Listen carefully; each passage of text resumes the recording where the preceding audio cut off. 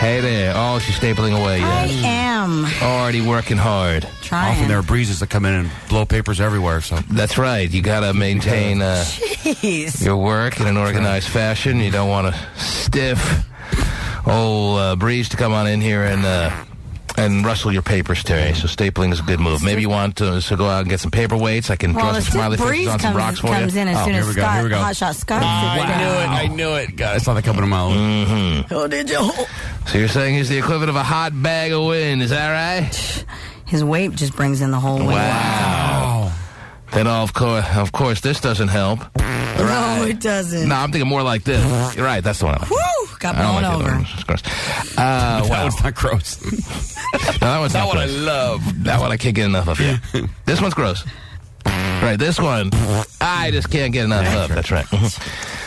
So, Do that all morning hey, long. you do what makes you comfortable, Terry. If stapling your stuff helps you with your organization and thus makes you a higher quality newscaster or whatever the hell you freaking are, then that's a beautiful thing. All right. All right? Mm-hmm. You all right this morning? I am great. Seem like you're ready to go to war already. No. It's all about fun, baby. It is. All right. Barrel of laughs. Okay. Fun. Wow, hey. I don't know if you're saying that sarcastically or what. I don't know. Anyway. Hey, no one's picking on you, Terry. I was just noticing you were stapling, and No, I know. That's I'm fine. just trying to get some stuff. all right. Don't let me interrupt. I'm not. Okay. I'm still moving along. Through my little news stories that I All right. Got some good stuff? Yeah, I think so. Okay. Yeah, I do. Can't wait to hear. Oh, I'm sure. Oh, jeez. And we will come back and get things started right after these words. The T-Man Show.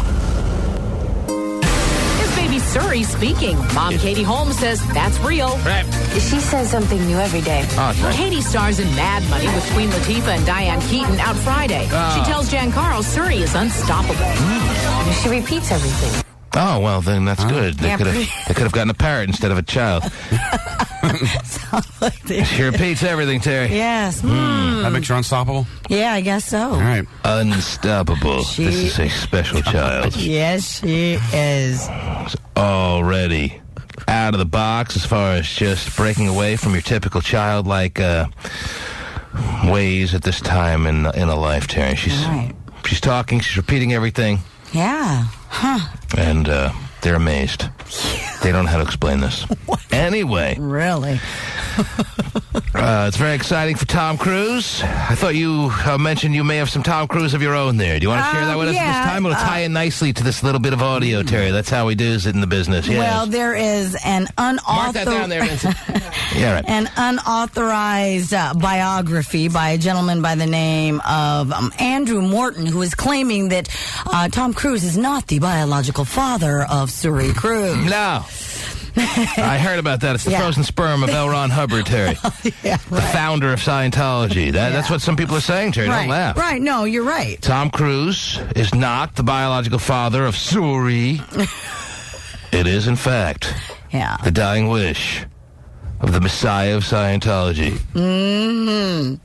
So, of course, all the tabloids show Tom Cruise and Suri and Katie, and he's going to fight this, and he's all upset. Fight what? The accusation. Oh, he always fights, yes. I know he Fights does. anyone who says he's a homo. He's right there to Right. slap on the papers, the legal Yes. suits. Yes. And now he's going to fight this book from coming out. Is it out yet or no? I'm not positive. quite Yes, honestly. but the rumors are out there. Yes. They're circulating. They're vicious. They're strong. That Tom Cruise did not impregnate Katie Holmes. Maybe Katie doesn't even know about that. Maybe not. Maybe Tom, while she was sleeping, turkey basted L. Ron Hubbard's sperm in her VJ, for all we know. We don't know that. We don't know what happened there. Maybe Katie doesn't know. Well, but what's interesting, though, is that him and Nicole Kidman were married, 10 years, didn't have any kids, adopted two. Couldn't have any kids. Yeah, couldn't, supposedly. Right. Yet, once he leaves her, gets Katie, supposedly, he's the one who got her pregnant. Right. And then now Nicole Kidman's pregnant by Keith Urban, and they've only been married, 2 years? So your theory is that if Tom Cruise was capable of getting a woman pregnant, why couldn't he get Nicole Kidman pregnant, Right. who obviously has no problems getting pregnant? Since Keith Urban, a little country bumble... Yeah, an fuck, Australian country guy. he was able to knock her up with no problem. Right. Huh. A fascinating theory. Uh-huh. Wherein lies the truth, ladies and gentlemen? By the way, the book is coming out January 15th. Oh, well, that's Which later. is today. Oh, gosh. I don't know if I can wait that long, I Terry. know. Today is the big day. So this book that Tom Cruise vows to fight and plans to go to court and file papers to block its path is going to be on stands as soon as the stores open today. Yeah. But we already know the big bombshell in that book, that Tom Cruise is not the father of baby Suri. We just saved $12. Now, the person... Oh, what a bargain. The person who wrote this book, what is their basis of knowledge as far as Tom Cruise and Katie is concerned? Well, he claims that Nicole Kidman has pretty much, kept her mouth shut regarding Tom and has a secret tape with all of her innermost secrets about Tom and who is this guy? Is he a houseboy? What is he? He has also written another... I always trust a houseboy, Terry. He did another book, and I can't remember... But how does he know Tom Cruise and Katie Holmes and Nicole Kidman and all that circle? Well, you don't know. That I don't know much about him. I just know that, like I said, it's an unauthorized... I think it's just pretty much him... Doing research as, being in the stars or, in Hollywood. So Vinnie the Pooh can write an unauthorized book about Tom Cruise. Yeah. All right. I think I'm going to, actually. Okay, there you go. Yeah, like I said, I don't know much. Doesn't Tom Cruise look like Suri, though? I mean, don't they say that he looks just like her? I think so. That's what he has going for him, is that baby Suri looks like Tom and Katie.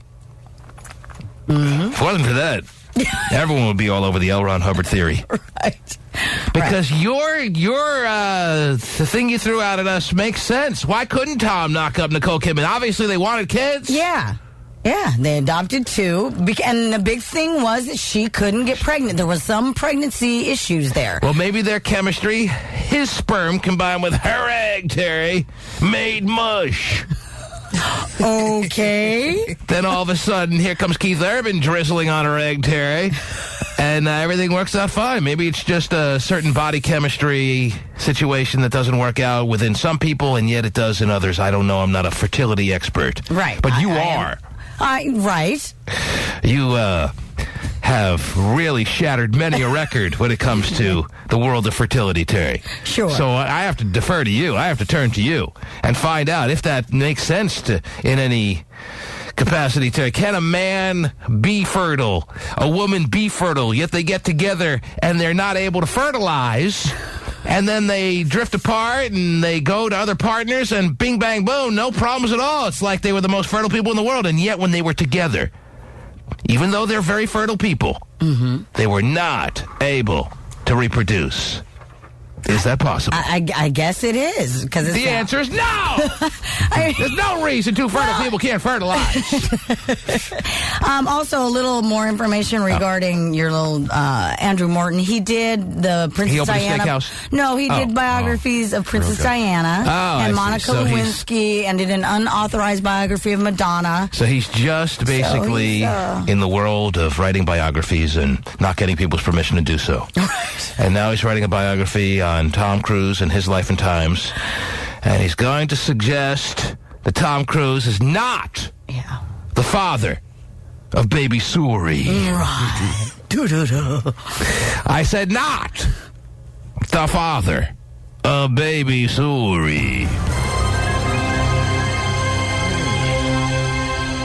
She repeats everything. She's unstoppable. Maybe she's an android. Yes. So She repeats everything. Okay. yeah, so If this information gets out, I'll be ruined. If this information gets out, Daddy will be ruined. Shut up. She repeats everything. yes. Okay. Watch out. All right. Well, I don't know where the truth lies, Terry. I don't know if we'll ever know. And that's what bugs me about this world. There are some things that I'm dying to know that I know we'll never know. Did astronauts really land on the moon? I'm going to say no. Unlikely. They were in a studio, a TV studio in New Mexico or something. Arizona, New Mexico, Is that whatever. what it was? Yeah, no, I don't know. What else am I dying to know? That's pretty much it. All right. I want to know what happened to Jean Bonnet exactly. Oh, that I do too. I want to be a fly on the wall and go back in time to see what happened to Jean Bonnet. Didn't her mother just pass? Yeah. Died of guilt. Did she die? Yes, she did. Cancer, right? Yes. That guilt. I'm telling you. Robert Kardashian, Kim Kardashian's dad, died of guilt. He got cancer. Johnny Cochran? Oh, wow. Johnny Cockring died of guilt. Only 50 cents. That's going right on a cock ring? Yeah, you can buy them like in some bathrooms at... All right. Wow, are you... Stop it. I don't want to know. I don't remember seeing them at the Morton Steakhouse. Yeah, So I don't know where you're dining these days, but... your little local bars. I don't want to know. Anyway. Little French tickler. Who else died of guilt? Those are two big names right there. Three big names that died of guilt. John Bonet, Robert Kardashian, and Jim Baker's wife, maybe. Tammy Faye. Tammy Faye died of guilt. Was Princess Diana really murdered? That's what I want to know. Oh, okay. We're back to that. Yeah. I thought we were on guilt. No, I thought maybe she thought she died of guilt. No, but the things that you want to know Was Princess Diana really murdered by those that were, I mean, there's the theory that the paparazzi was chasing her so vigorously that caused the car to crash, but I don't think anyone really theorizes that she was rubbed out. Unless, Tara, you want to... Charles, maybe, you know. Well, he hasn't died of guilt. No, but I'm saying... If anyone's going to die of guilt... Who knows, right? I want to see Michael Jackson's bedroom. We'll never know. All right. Okay, so... That pretty much covers it, or what? I think we know. Oh, yeah, I think we're good with No, that. I think it's a whole list of things that we could probably come up with, yeah. I'm reading some interesting things, too, in regards to this Andrew Morton guy. He's saying that all the rumors he's heard about Tom Cruise swinging the other way, for every dollar of the rumor... He'd be very rich if he was paid $1 for every time he heard about Tom Cruise with a man. In his studies on Tom Cruise. Yes. Every avenue led to a rumor about Tom Cruise being a homo. Right. Did you say a homo? I said a homo. I always wonder what really happened in that bathroom with that friggin' senator or whatever he was in Idaho. The white stance? Tapping of the feet? That's the one, yeah. Unless you have some other senator that's done something weird in the bathroom. What's his name? Dwight Stance? No, he took a wide stance. Oh. I thought his name was Dwight Stance. Yeah, Dwight Stance is his name, yes. Yeah, that dude. How vigorously was he really tapping the toes there? Jeez. And how much did he really want man-on-man sex in the A-News? That's something we'll never maybe know for sure. We'll never know these things for sure. Did he admit it or no? He's vigorously denied it. Oh. Says he's been smeared. Oh. Better get a baby wipe. Yes. Oh, stop. So these are things that we just have to live with, never really understanding the true realities of the situation, but having our strong suspicions. Yeah. What's really going on in the bedroom lately of Terry Be Free? Oh, boy. Same as always. No surprises there. Yeah, that's one thing we'll never be curious about because we always seem to know. Yeah. Anyway, can't get enough. All right, so can't wait to not buy that book later today. There you go. All right. Well, we'll see if Tom Cruise sues. Some people are calling in saying that Tom Cruise and Nicole Kidman had a miscarriage at some point. Do you remember that? Anyone remember that? There was rumor of that. Oh, yes. another rumor. We'll never know for sure. Yes. I don't remember that. I think y'all That was crazy part of out the there. difficulty, pregnancy thing, and I think that's what kind of led to the adoption. Anyone can pretend they had a miscarriage. Why would you pretend you had a miscarriage? Throw everyone off the scent that... okay. I guess, yeah. That you like women? Something like that. I love women. We had 5 miscarriages. Well, again, but then again, if that's the case, okay, so she had a miscarriage, but yet she's fine with what's his name, Urban. That just shows at least at some point there was some fertilization going on. Right. That she's. I don't remember it, but that would make it happened. seem like at least they had a shot at being.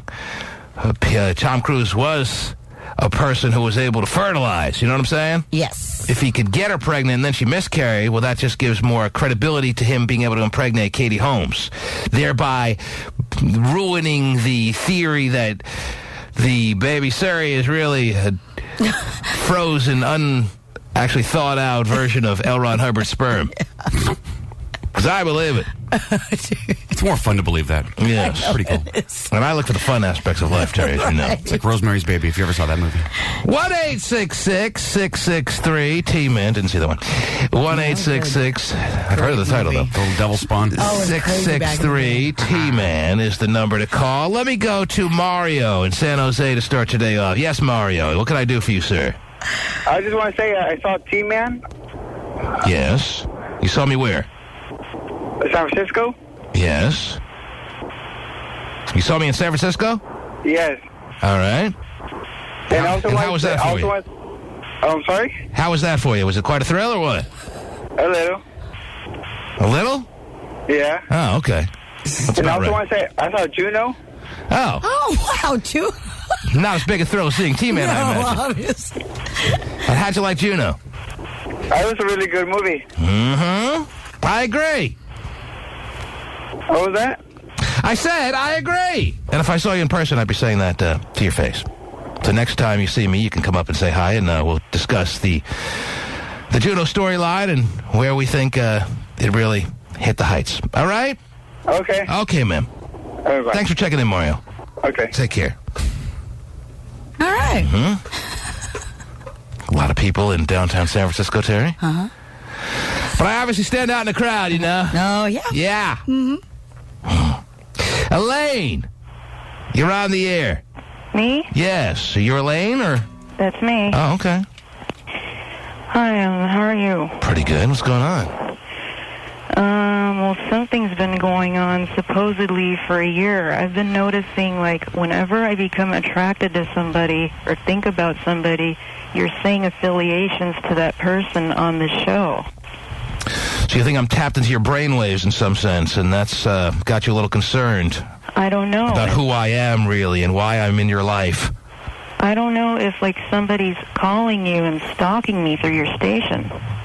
Yes, and feeding me the relevant people in your life so they could go on the air the next day and make sure to taunt you and haunt you and all that fun stuff, right? Is that how you see this shaking out, or what? Well, not you, but Somebody. No, that's exactly the way it's. I got to admit, you're unbelievably adept in figuring out what's going on behind your back there. Somebody is stalking you, finding out who you're into and reporting back to me, and then I immediately go on the air and say those names just in an effort, solely an effort to kind of just make you feel all weirded out and a little paranoid. And not the names. I apologize. Now that you're on to us, I promise to stop. Hey, T-Man, this is Bob. This is what you're going to talk about tomorrow about Elaine. Not the names, but like the situation. Connections to them. And then also, it seems like you say things that go against these women having kids, and I don't know if it's any sign, like, I don't know if I'm cursed or something. Oh, jeez. Whether you're cursed is a whole different subject. Who did we talk about this morning that made you feel uncomfortable that we're too much having people follow you and invading your privacy in your life? L. Ron Hubbard? L. Ron Hubbard, yeah. Well, I mean, he is kind of a relevant topic today and over the past few days, since the rumors are out there that, as I said, Tom Cruise is not the father of baby Surrey, but some people are suggesting it's the thawed-out, frozen sperm that belonged to L. Ron Hubbard. It was his dying wish passed down through Tom Cruise. And Katie Holmes was just the vehicle for Tom Cruise to fulfill his promise to L. Ron Hubbard, and nothing more. That's what I've been suspecting. I don't know if this is some kind of religious thing working against me. Why, again, are you so focused on yourself there? What kind of issues are you having, my friend Elaine? Where are you right now? You at home? Yeah. Do you live alone? I live with my dad, but see, I don't really want to mention any names on the air. Oh, jeez. There's a guy that I've been attracted to for a while, and I don't know if he's, like, making me lose my mind. Oh, someone other than L. Ron Hubbard? Yeah. Okay. There's a guy in your everyday life that you've been into, but he doesn't know how strong you feel about him. He does, but then see, he's done things like, I don't want a relationship, but then he makes me think otherwise, and I think playing with someone's feelings, it's not healthy because it makes you think. Are you having sexual relations with this man? Makes you trip out. No. No.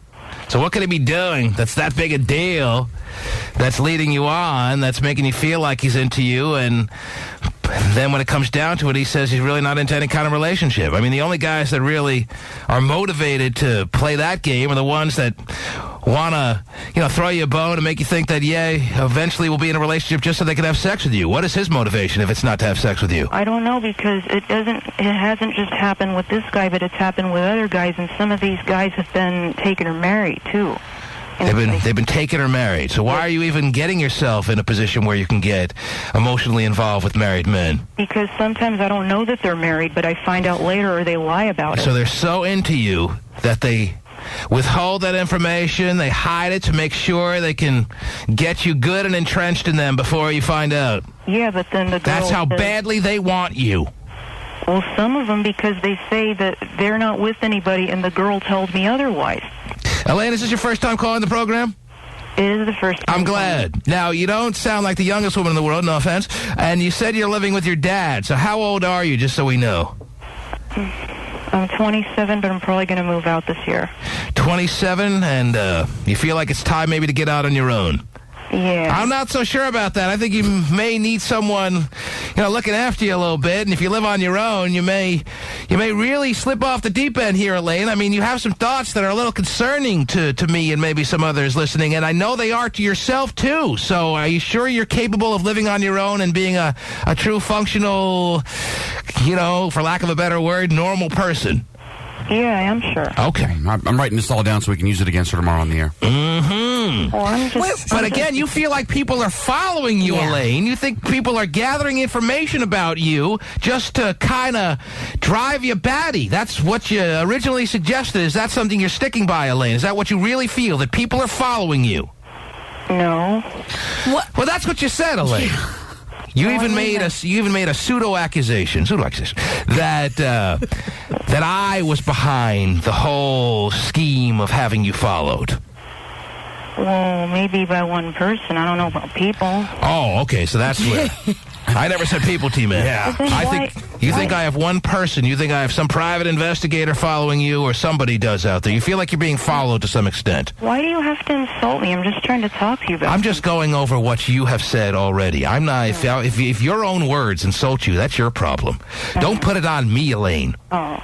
You're the one who's insulting me, saying that I'm having people follow you. I don't know you from a frickin' hole in the wall, Elaine. I'm asking you a question, though. Don't be sorry. Okay. I like you, Elaine. Oh. I just want to know if you truly feel like you're being followed, and don't be afraid to admit if that's the way you feel. You don't know, do you? You're not sure. I am sure. When was the last time you had sexual relations of any kind? Oh, I feel that way, but I don't know that I am for sure, though. You feel that way, but you can't be completely sure. Because I don't have any proof. You have no proof, but your gut tells you you're being followed. Yeah, like something's going on. Something's going on. Well, there's a difference between something going on and being followed. Which one do you think it is? Probably both. And what do you do during a typical day? Do you work? Where do you live? What's the pretty much story of your life? There's some stuff that I've wanted to take care of for a lot of years, and I actually wrapped it up yesterday because there are too many problems, and I'm just trying to... Is there any missing persons we have to look out for? I mean, what does that mean? That was pretty cryptic, Terry. That was, There's some things she's had to take care of for a couple of years, and she just coincidentally took care of it all yesterday. Wrapped it all up. My question was, where do you live? What do you do? Where do you live? Let's take it one at a time. In Sunnyvale. Mm-hmm. And do you work or do you stay home mostly? I stay home mostly, but I'm probably going to try to work this year. You've been staying home mostly, and yet you feel like you're being followed. To the refrigerator? I mean, where do you feel like you're being followed? If you don't really leave the house much. Well, I don't know, because pretty much listening to the station's why I feel like I'm being followed. When you listen to this show, you feel like someone is keeping tabs on you. Yeah. Because so many things relate to you and what you're going through. Personally, Terry, Right. she feels like her personal life has been invaded by this show. Right. And now Oh, hey, look, Lynn's brushing her teeth now. you said that you Turn off the spy cam. Yeah. Where do you meet these guys that you've talked about if you don't go out much? We did hang out, but we don't anymore because of the heartbreak. But where do you meet them? The heartbreak. You don't like the heartbreak that comes along in these potential relationships and interactions with men. No, it wasn't a relationship, but I thought that was going to what it was going to end up being, and it never was. It's like saying I'm not attracted to you, but then doing flirty stuff. It's like, what do you want? Are you a good flirter, Elaine, or not a good flirter? I'm a pretty good flirter. Do you like men and only men, or you like, what do you like? What are you into? Well, see, the thing is, I don't really flirt much anymore. Do you like men and only men, or where do you fall in on that, Elaine? Maybe you missed the question. When was the last time you put your vagina to good use there, Elaine? When was the last time you used it for a true functional purpose besides peeing? I've never had sex. You've never had intercourse of any kind? No. Do you feel like you're missing out on anything? Kind of. I don't know. You're 27 years old. You've never had any sexual relations of any kind with a man or a woman. I'll leave out child. And you're not sure. What was your answer to whether you feel like you're missing out on anything? You're not sure? She thinks she is. You think you are? She thinks she is. Well, I've tried to flirt with guys or whatever, but I usually find out that they have girlfriends, and then he's like the ones that Weren't for not those attracted damn to. girlfriends, you would have had tons of sex by now, huh? No, but then at first I don't know that they're with anybody. I find out later that they are. Right. And again, where do you meet these guys, possibly? I mean... I've met a lot of them at school. Oh, so you're a student. Yeah. What was the closest you've ever come to having sex in your life, Elaine? I don't know. There's really never been any close calls, I guess, then. Sometimes I've thought I'm not sure I want to do it until I'm married. I see. It's our new friend Elaine here, Terry. It is. What are you studying in school there? What are you gonna... Well, I was studying music and computer graphics, and I'm thinking I want to study psychology, though. Do you do any computer interacting of any kind? Chat rooms, dating service sites, anything like that, Elaine? Chat rooms, yeah. Chat rooms, you're big in the chat rooms. I used to be, but I don't anymore. Do you have a picture that when requested you send out? One that looks good of you that you typically send out when asked? Yeah. You do. Can you send that to us at this time? Oh, well, I don't have it right now. So we make sure we're following the right girl. That's right. Yeah. Well, I'd have to take another one because I've had persistent computer problems. And Are you on any prescription medication, Elaine? No. Of any kind? No. Nothing. Every woman's on some kind of medicine. What are you on, Elaine? Don't try to hide it. No one's coming after you. No, I'm telling the truth. If we have to, we'll look through your medicine cabinet. We'll just pay our private investigator a little extra to go through your medicine cabinet, so don't lie to us. Don't lie, Elaine! I feel like you're lying now! I swear. Don't lie to me! I swear I'm telling the truth. I'm not on anything. Do you masturbate, Elaine? Why are you asking me that? Well, that's about a health curiosity question I have about you. A healthy woman of your age has to have some kind of release points that are very important as far as stress levels and otherwise. That's why I asked this question. It's not because I get titillated by asking these questions, despite what everyone thinks. So I ask again, Elaine, do you take matters into your own hands as a form of relief? To tame your sexual urges, which must be running rampant if you're the healthy 27-year-old that you sound like you are. Yeah.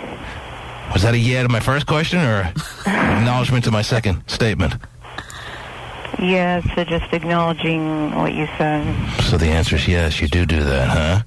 You dirty lawbreaker. Immoral.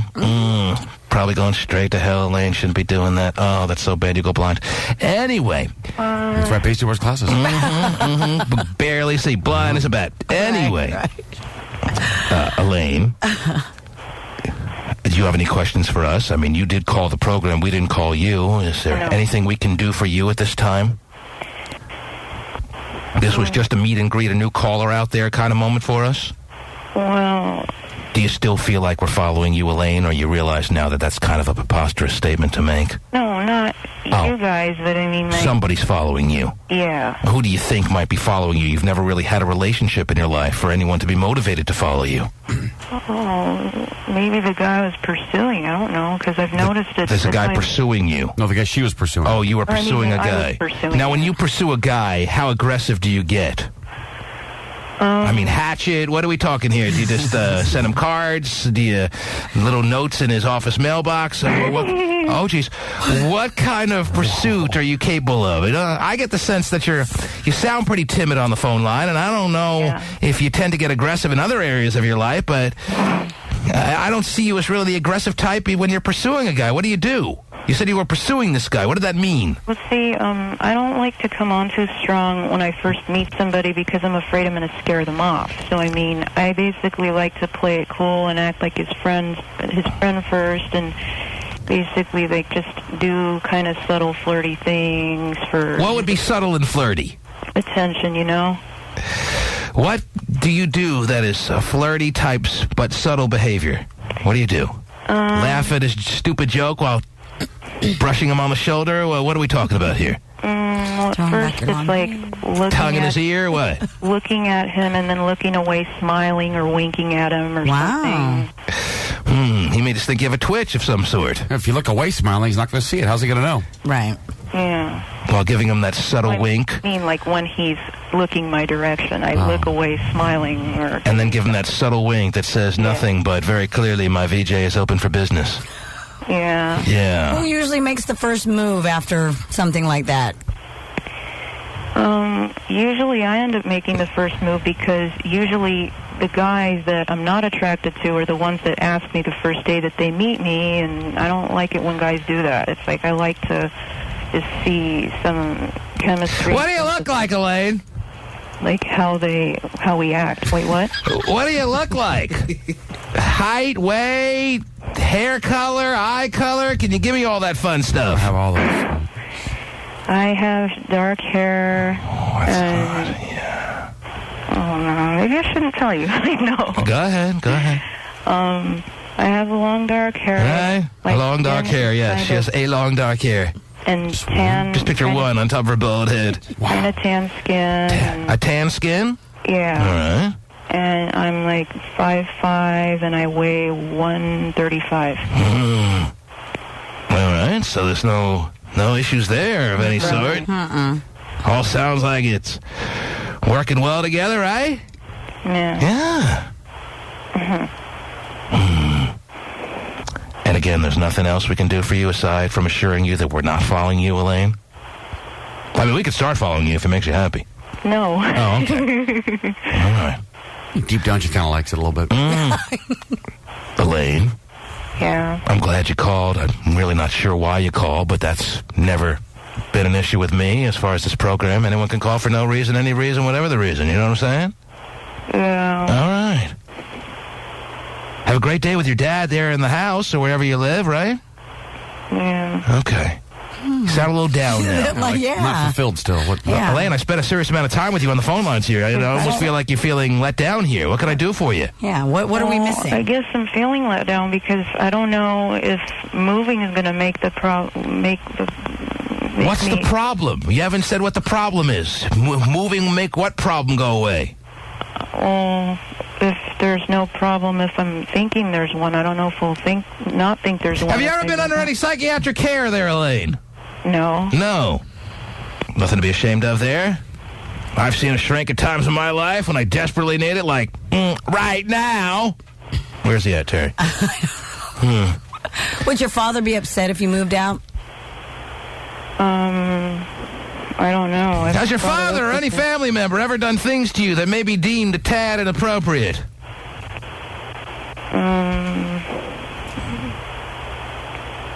not really showing me emotional support.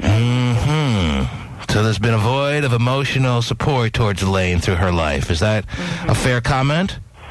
Yeah. Yes. Is there? So happy, Daddy, I can't support that. I usually turn to friends, but now... I mean, the man lets you live with him up to age 27. That's a bit of support that has to be acknowledged. Right or wrong, Elaine?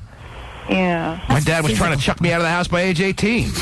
What about, I mean, is your mother still around? He's a freeloader. You know how many times I heard that? I know. Like, he knew I was, like, right behind the door, outside in the hallway, and he's screaming, he's a freeloader. I'm actually related to you, Dad. So I'm really a freeloader. Right. The center of the argument. Your mom's he's just trying to find his way. Elaine, again, it's been lovely talking to you. I hope you call back real soon, all right? All right. Okay. I really don't think there's anything we could say to cheer you up, or else I'd continue to try. But if you call back again, you never know where it could go, all right? Yeah, I'm sorry if I caused any problems. You caused no problems, Elaine. I enjoy talking to you. And as I said, and I mean it very sincerely, I look forward to your next call. Okay. When is your next call going to be? I don't know. Sounds probably good. Sometime this week. All right. Good. Take care. All right. Have a great day. There she goes. What the hell was that? Yeah, maybe I don't want to be seen. Yeah, I don't There's times I think I do it. Yeah, maybe not. Was that real, Terry? Was she forcing that? Oh, no. I pretty much think that one's real. I don't think there was any play there. Well, I'm glad she found us, Terry. Yes. I like Elaine. I feel the dysfunctionality in Elaine. That was pretty apparent there, Terry. And that's... I think we were there for her when she needed. I think she was just kind of reaching out for something there. And yet she didn't feel fulfilled by her call to us. Right, but... Yeah. Yet you think it was helpful. I think so. All right. Yeah. 1-866-663-T-Man. More therapy after these words. The T-Man Show. Cable TV carried it live. All new Mama drama as Britney finally showed up to court. Better late than never, right? While she arrived just in time for the afternoon session in a shocking twist and with police out in full force. Listen to the music in the background. Just I know. Britney's life is in turmoil music. It's your own live Showed up to court. Better late than never, right? While she arrived just in time for the afternoon session in a shocking twist and with police out in full force, instead of testifying why she should be allowed to see her boys, she turned around and left. News choppers She showed up. She was late. Yes. She showed up with the intention of testifying, and then when she hit the courthouse steps, she was like, nah, never mind. Screw this. This is going to be boring. Well, maybe she just got too filled with emotion and just couldn't go through with it, and all the media blitz that was there was too much for her emotionally to handle. full force. Maybe the music in the background didn't help either when she shows up at the courthouse. And the violins are playing. While she arrived just in time for the afternoon session in a shocking twist and with police out in full force, instead of testifying why she should be allowed to see her boys, she turned around and left. News choppers following her to her local church. Today, Extra got the first look at Sean P. and Jaden James. And news choppers followed her to church, Terry. This is the first person that I know of. It's one thing to have had the paparazzi follow every star over the past 10, 15 years like they have. And we know how out of sorts that has gotten. Every year that passes, the paparazzi gets more aggressive. I have never, until this particular individual known as Britney Spears, I have never known a person to be followed by helicopters like she is now being followed. Helicopters are following everywhere she goes now. Yeah. The paparazzi isn't even enough now. Now everywhere she steps, there's a chopper over her head, Terry, like she's a drug trafficker. It's unbelievable. Chris Crocker was actually an understatement. Yeah. Leave Britney alone. That really helped. Now she's got helicopters following her everywhere. It's unreal. She should be allowed to see her boys. She turned around and left. News choppers following her to her local church. Oh, yeah, and the Los Angeles Philharmonic. Oh, yeah. Today, Extra got the first look at Sean P. and Jaden James since Britney's breakdown, out with their nanny, just after K-Fed arrived at court. So why wasn't Britney there first thing this morning? Paparazzi spotted her at about 1 a.m. today, shopping with buddy Adnan Ghalib at least 3 L.A. drugstores, reportedly shopping for sleeping pills. Well, she's got to get herself to sleep, Terry. Yeah, I guess so. Yeah. Why can't you find them at the first drugstore? No, these aren't going to work. Don't most places carry them? I would think. Prescription? Maybe she wanted a place that actually had a pharmacist on hand so she can get her prescription filled. Oh, there you go. Maybe she needed some heavy stuff. She needed a little, I don't know, hardcore Ambien. Tylenol PM, not cutting it, I guess. I guess not. All right. Her days of being affected by NyQuil are kind of over. Those days are over. Nitol doesn't even make a dent. Right. Used to help her get her Z's. But no longer. She was denied custody, and her visitation was not restored. So they'll do another hearing next month, by the way. Another hearing next month? Yes. You can fuel up the chopper now and wait for her to show up. There you go. Yeah. Wonderful. All righty. Gosh. Jay, you're on the air. Good morning to you, sir. How are you? Good morning, T-Man. What's up, my friend? Hey, I wanted to say it was good to hear you and Terry. I've been out of the area for some time now. Yeah, what have you been up to? Going overseas, and in the military? Yes, sir. What areas were you? With the obvious area? You were in Iraq or what? I was a little bit everywhere. But it was good to come home, and just recently, and I turned on the radio, and you guys were there, and it was good. It was like being home from war. Yeah. Yeah. It was like being home from war, Terry. Yeah. It was so like being home from war. He was coming home from war. Good. That's how like it was, yes. Wow. Well, it's good to have you back, Jay, and fighting the good fight as you were, and I'm glad you're happy and healthy, or at least it seems that you are. I'm assuming you are. I'm hoping you are, Jay. Is that the case or what? Yes, sir. There you go. You a married man? Your wife stuck it out, and... This one did. This one did. This one did. So we're on number 2, right? Number. And this one seems like the one that you were looking for all along. Yeah, I guess. Okay, well, that doesn't sound like the most ringing endorsement, but close enough. Jay, we're excited to have you home, sir. All right, T-Man. We salute you, my friend. Thank you, sir. Yes, very good. All right. Hope he doesn't have to go back. Just wanted to come on and say he's happy to be home. Mm-hmm. Happy to still find us where he left us. Yep. Where the hell are we going? What else is going on, Terry? More news in the steroid little section here. Apparently, Mary J. Blige, 50 Cent, Timbaland. Love the steroid section, Terry. Yeah, well, I don't know what to call it, but with all the investigation in the steroid... world, the steroid scandals of the world, yes. Now they're naming Mary J. Blige, 50 Cent, Timbaland, Wyclef Jean, Tyler Perry. They're all part of the investigation now. It opens up a whole new element of the steroid scandal world. Yes. Why are these folks, who are not exactly in the world of business whereby you need a stronger, more physically fit physique or body to make a go of it and maximize your potential income, like Roger Clemens, who at age 33 realized he had reached his peak and was starting to fall off. All of a sudden, his 96-mile-an-hour fastball dropped to 91. He starts taking steroids ad nauseum, and all of a sudden, his fastball is up higher than it ever was at 98 miles an hour. I don't care what he says. Right. That's the way it went down, Terry. But why would Mary J. Blige? Why would 50 Cent? Why would even all these folks that you're seeing at the award shows, Terry, look so like ripped these days that it's almost like you could smell this coming? Well, maybe you have to start realizing that it's not just all about what you're hearing on the CD, Terry. It's about what they can put out performance-wise. Artists of today just don't cut it because they have a good-sounding CD, Terry. You got to back it up with being able to get on stage and look good and perform well, and maybe there's more too. Right. If you think it through, there's something to them needing to be looking as good as they can possibly look from a performance angle. So they need to take the clear and the cream as much as Barry Bonds did. Yeah. Could be. 50 Cent looks huge. I mean, if you've ever seen him. Well, he looks monstrous, his arms. Yeah. Timbaland, too. He's gotten all pumped up. They're saying, too, that Mary J. Blige apparently... She looked as ripped as anyone, Terry. Yeah. I mean, well, they're also saying... Not many 38-year-old women, or whatever she is now, have a body like hers. Right, and they're also saying that they're also used for anti-aging qualities, supposedly. So, she does... you're right. She looks... She's the queen of anti-aging, Terry. Yeah, she looks pretty darn good.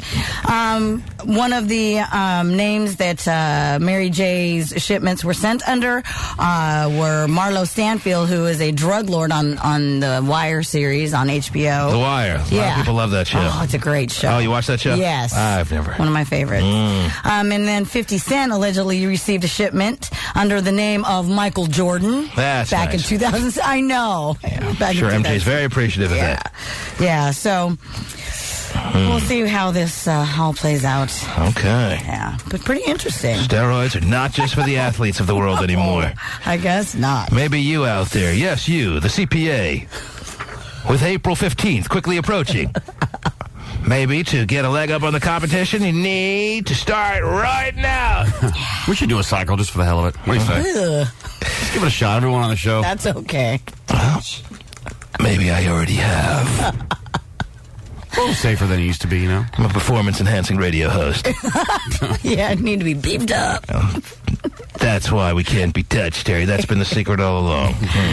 Right. I don't know. But I could understand why you can find all the people in the performing world feeling like they want a little bit of an edge. Yeah. Not to mention that all hip-hop, rap, and music stars want to be athletes, and all athletes want to be rap stars, Terry. It's always been that way. So they all envy each other. They all do things like the others do. And Roger Clemens has lost a lot of hair, too, by the way. More hair than it looked like he was going to lose in his early to mid-30s, Terry. Okay. Have you seen, what do you call those little... I call them the power alleys. Have you seen the power alleys? Power alleys. No, I have not. Have you seen the power alleys on Roger Clemens I lately, have Terry? not. I was not shocked when I lately. saw him without a hat. I mean, you could yodel down that alley. It's so deep. You don't usually see him without a hat.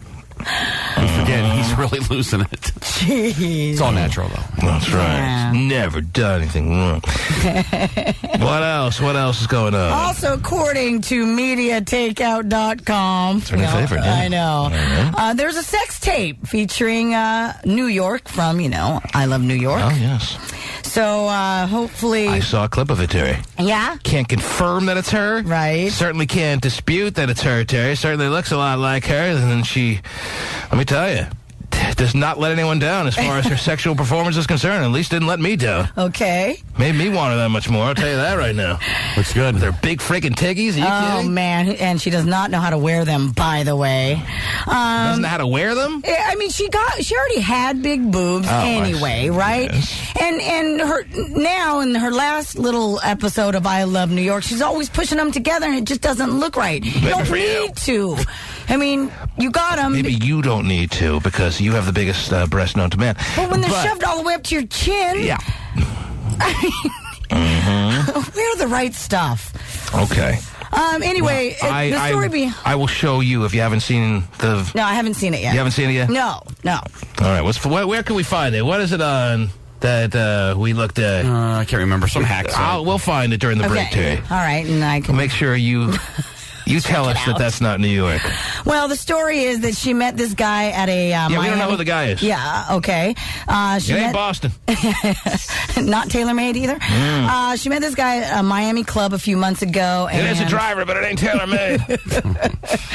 And It's a golf reference. She has no idea. Yeah. Okay. But you laughed anyway, and I appreciate Right. that. That's the best thing about Terry. Yeah. She'll give you a laugh whether she gets it or not. Yeah. Give you a big chuckle. Yeah. Can you name two makers of golf clubs in the world, Terry? And I just gave you one, so really you only need one? Nike makes stuff, right? Oh, man. out. It's like the cop-out Yeah. easy. Titleist. Titleist really doesn't make clubs. I guess they do. Yeah, okay, fine. Not bad pulling Titleist out. Who makes the Big Bertha? Callaway. Yeah, Callaway. You got a hit single in the 80s and now he's making clubs. Wanna Be Rich, right? That's right. Oh, jeez. I forgot about that song. Where Tried is it to. now? There you go. He's on the welfare line. Yeah. Still wants to be All rich. right, so you gave me Callaway, you gave me Titleist, you gave me Nike. Nike. I gave you TaylorMade. Can you come up with one other? Callaway was No, good, but I you really didn't nail that one. But go ahead. Give me No, one really, other. I cannot. You can. That's as far as you go. No, yes. All right. Yes. Not bad. Very So, nice. Anyway, I'll check it out and see what yeah. So, interesting. And we'll so there's your whenever- sex tape of the day. Yes. How does that sound? Can always count on Terry for a good reference to the sex tape of today. This one today involves New York, and we'll give you a link in a matter of moments to make sure you're in on the party. The T-Man Show. Was a Jessica Simpson lookalike dispatched to Dallas as a secret weapon to jinx the Cowboys? Yes. Playing into the widespread superstition that Jessica is a bad luck charm for her Cowboy QB boyfriend Tony Romo, the New York Post sent Simpson lookalike Lindsay Nordstrom to the game. Giants fans definitely got a kick out of the fake Jessica's hex appeal as the underdogs defeated Dallas. Yes, they did. Oh, do we have the clip of T.O. breaking down and crying? In an effort to defend his quarterback, Tony Romo, Terry, he broke down like a baby. That's my quarterback. Do we have that, Pasty? Okay, good. We'll play it in the next segment. We're going to find that clip, Terry. I saw that yesterday. I was like, Dude, it's just really? off the charts. He's really not crying, really? Same guy who ripped Donovan McNabb, threw him under the frickin' bus. That's my quarterback. Wah! Or something like that. We'll play it. We'll find it. That's a must-play clip. But have you seen pictures of the Jessica Simpson lookalike they No, I have had not. at the Dallas game the other day? Pretty close. Really? Not too bad, yes. Speaking of a clip that you must see, we have the New York sex tape clip up on the tmanshow.com. 18 and overs, please. Okay. We have to say that. Yes. We really don't care. But you should be 18 and over, I guess. I don't know. Maybe not. Is it up yet, Pasty? Okay, yes. Oh. It's been up all morning, dude. Right there on the tmanshow.com is New York in action. And you tell me it's not Terry. You tell me that's not her. And you tell me that is not something that makes you... I mean, everyone was kind of on the fence as to whether, would I do her, would I not? Everyone. It takes a very special girl for everyone to be, like, on the fence. Yeah, she's definitely very special. I think most guys are leaning towards, yeah, I would. Especially if no one knew. She's pretty attractive, but I just think she's probably kind of gross. Yeah, I mean, she would smell like a combination of a perfume, cigarettes, and tuna, but, that's a lot of situations. Really? Yes. And that's okay with most guys, Terry, so no one's frowning on that whatsoever. All right. Yes. And she looks even more attractive in this clip. This clip is a must-see clip of New York in action. I don't know who the dude is. It looks like a white dude to me, Terry. I don't know. Does it look like a white dude? He's pretty white, yes.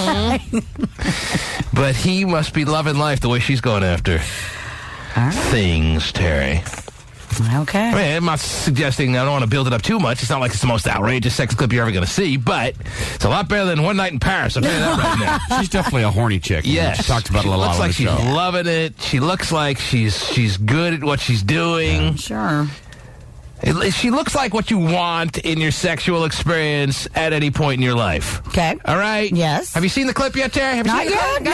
I got a clip. You can see the clip? No, I will. Go see the clip, please. I will. It's right there on the tmanshow.com. The link to the clip All right. is on the front page Okay. of the tmanshow.com. All right. T-Man Show. Do you want me to take some time to let you go right now and watch? I'm going right now. I don't mind a moment of silence on the program so that you can be educated as to what the situation here is, Terry. Would you like to do that? Please? Oh, there she is. All right, hold on. Let me get there. You've already hit the link? Yeah, I'm getting there. Here she is. You might be finding a little traffic. Yeah. But I'll allow you all the time you need there. All right. Is it up and running? You got... Hold on. Getting there. Oh, so am I. Easy. Whoa. It's going? What do you got? It's going. It is. How much of a clip you put on? How long is the clip? I think it's a couple minutes, isn't it? Oh, yeah. Why are you all squinting, Terry? What's Because your it's problem? hard to really see. It's definitely... Okay, I'm trying to figure out if... Give us your play-by-play of what's going on in your head. Okay, so now, and why are you wearing the wife beater still on? I mean, the guy's doing her with the wife beater on. No other way. Really? Come on. Sexy, baby. I have on a parka and socks. What do you want to have on? You know what? I know most guys, but you have a trench coat on. I know, that is true. Terry wants to see his whole naked body. You demand that your husband takes off his wife beater, takes off his tank when he has sex with you? Don't you do it on mandatory sex night, just all butt naked? Are you guys half? I don't even take off my boxers. Really? Come on. Come right out the pee hole. Oh, man. No, it's all different ways, Terry. I mean, you got to throw in a little clothing variety. Oh, it's her. I think it's her, too. I think it's her. I can't see how anyone could say that's not her. Yeah. I mean, not a shocker if she's a bit of a skank. Yeah, so, definitely not a shocker. Yeah. Anyone have any idea when this video could have been made? Was it something recent? Or? Yeah, I said in the news story, it said that it was a couple of months ago where she met this guy at a Miami club. My gosh, that's beautiful. Is that beautiful? She met a guy in a Miami club, and this is hours later, and they're videotaping it?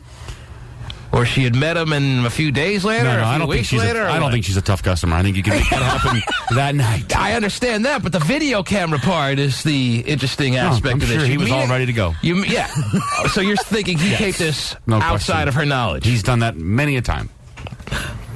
Good going. It's all set to go. Yeah, I think that's her. He walks in, he puts his keys up, and hits play. Or record or whatever. Smile, honey. See, that's my problem all the time. I always hit play. Right. I go back to watch it later. I'm like, damn! I hit eject. I do that on my boxers. So you're very against the wife-beater sexual situation. It's very much of a turn-off for Terry Free. Okay, those who are expecting to have their nooner this week with the lovely TB Free, make sure to understand she's very much against being taken by a man in a wife-beater. She likes full nakedness. Yeah, socks included. Aside from that, this guy do anything for you or what? No, well, I mean, they can't really see much silhouette. of him. I mean, he's got a nice rear. Oh, jeez. I mean, whoa. What do you want? Got a nice rear. Got a nice ass on that man there. Oh, okay. Good about it. Mm-hmm. So, yeah. You still watching or is it done? No, I was almost done now. Oh. Well, I mean, that sounds really bad. I don't know what you're talking about. But yeah, that's got to be her because the big forehead and the... Any other comments? Any other thoughts creep into your mind while watching this video? No. Nothing? Ew. You got nothing? Ew, but... Ew. Yeah. Okay. Whatever. You guys, I'm sure, love it. Okay, so there you have it, ladies and gentlemen. You got the I'm turned off by the wife-beater aspect from Terry Free. You got the ew. Yeah. But it is her. And you got the I'm pretty sure it's her. Yeah. Or the very strong feeling that it's her. Very strong feeling that it is her. Good for her. Good for him, whoever he is. So almost looks like me a little bit, doesn't it, Terry? Sure. With your head all shaved off. Yeah. Oh, that's right. Yeah. Head shaved off. Well, your hair shaved off. Yeah. Bald-headed, whatever. The headless horseman having sex in New York. What else is going on out there before I go back to the phone lines? What else is interesting this morning? The Delta U fraternity at Northwestern University is facing disciplinary action from the university after hiring an entertainment group, which bills itself as the one and only hardcore midget wrestling company. Oh, jeez. Yeah, they performed at the DU fraternity back in the 8th. The fraternity is in jeopardy of losing its ability to continue on as a true fraternity because they hired this, it sounds like a midget? It is a midget wrestling company. They're called the Half Pint Brawlers. Fine. What's the code of conduct that they broke as far as hiring a midget wrestling company to come entertain at one of their parties? A hazing policy.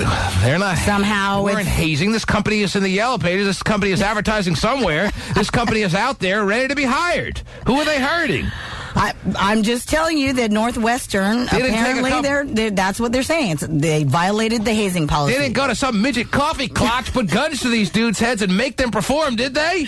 No. I love a nice coffee clutch, Terry. I don't even know what it is, but it sounds good. They didn't do anything that wasn't out there asking to be high. These people were advertising themselves, right? Right. And apparently, they performed a show. These fine, talented midgets need people like the fraternities of the world so they can make ends meet and they could live happy, healthy, prosperous lives, right? Yeah. It's only because people have these preconceived stereotypes about midgets, Terry, that everyone sees it as a hazing situation. It's no different than any halftime show at your favorite NBA game. Is that hazing? No, that's entertainment to you. But midgets get together and entertain. Oh, they must be being abused. Well, apparently the half-pint brawlers performed where they simulated sex, jumped off a ladder onto one another, and stapled each other in the face, among other acts depicted in photographs and videos emailed to various people. So the fraternity is potentially going to lose their recognition as far as being seen as a chapter in good standing on the campus of Northwestern. You said Northwestern, right? And what fraternity is this? Feel a Better Thigh? What? No, Delta Epsilon. Right, Delta Epsilon, yes. Mm-hmm. Which, by the way, they had just recently came off of probation. Uh-huh. Now they're going right back on. Had to go out and hire the midgets. According to the hazing policy, it includes, quote, any action taken or situation created. Oh, please. Do you want me to not? No, go ahead. Oh, whether I'm on just or off. preparing myself to say, oh, please, whatever they're about to say in this. Whether on or off university premises to produce mental or physical discomfort, embarrassment, harassment, or ridicule for the purpose of affiliation with a group, team, club, or their organization. You done now? Yes. Oh, please. That's a wordy rule. Yeah, that is a very... Terry. That's in their hazing policy. These are the pint-sized brawlers. Is that what they're called? They're the, what is it, half-pint brawlers. These are the half-pint brawlers. Yes. These little folks are... How would you describe them? These little dudes, or are there women in this group? I don't know. They're hired. Yeah. They're asking to be hired to perform in this type capacity. So what did this fraternity do wrong? They saw a group that wants to be hired. They pay them the fee that they ask to be paid to perform. Where's the harm? I mean, if they were forcing midgets into becoming the half-pint brawlers in an abusive fashion. Right, if they went about town and scooped up a bunch of them against their will. Right, exactly. They have a little website and everything. We'll kill your families if you tell anyone. I mean, that would be a violation. Get them in a butterfly net. But this was a group of people that organized themselves to be hired and need people like the fraternity that was looking for a little novel party fun. Mm-hmm. To get their bills paid. I don't see the problem. Where's the problem? Well, like I said, and it was very long, I read you the hazing policy that they supposedly violated. If I offered you $10 million to live your rest of your life as a midget, would you take the money? Would you do it? Are you doing that right now? Cash, no taxes? Cash, that is a tax-free allotment of money, yes. I'm offering you $10 million in cash to live the rest of your existence to the day you die as a midget. You're 5'10" now. I wave a magic wand. I give you $10 million, but you immediately get shrunk into 3'10" as soon as the transaction is made and you have the same size head. Are you doing it or not? Wow. He's got a big head at 5'10". I know. How does the marriage work? I mean, does my wife leave me or she will stay with me, or how does that Your work? wife took vows. Right. Oh, so she's with Yeah, you. with somebody who was 5'11". Your wife took... Oh, he wants to stretch himself out to 5'11". Yeah, he does. His wife clearly took vows, Terry, that clearly stated, for better or worse, sickness and health, till death do us part, yada, yada, yada. So if she is the type that you believed in the words she was saying when you took vows, then she's standing by you, standing over you, not by you. Yeah, now she for the rest of your existence. Okay. So it shouldn't be affected, is the answer to that question. Your marriage should not be affected by this. Mm-hmm. Wow, he really wants to stay married. Yeah, Isn't that sweet? yeah, that Isn't that is. lovely? Well, of course, if you're 3'10", you're going to want to keep your woman. Have fun being single, 33 years old, and 3'10". Wow. But you got $10 million. I understand your point. Yeah, you got, So you can buy hookers and you're everything. splashing So what's around the your deal? 10 mil. That's a good point. So why be married? $10 million is the offer. I'm in. Such a liar. You're not in. I'm in. You're only saying that because it's hypothetical. If I really was standing over you with a briefcase with $10 million and I had a wand that was about to shrink you to 3'10", you're not taking it. I'm in. I'm in. You're saying that again because you know it's not about to happen. Built a little fortress, wouldn't have to leave. Built a little fortress. That'd be great. Build a moat so big people couldn't get in.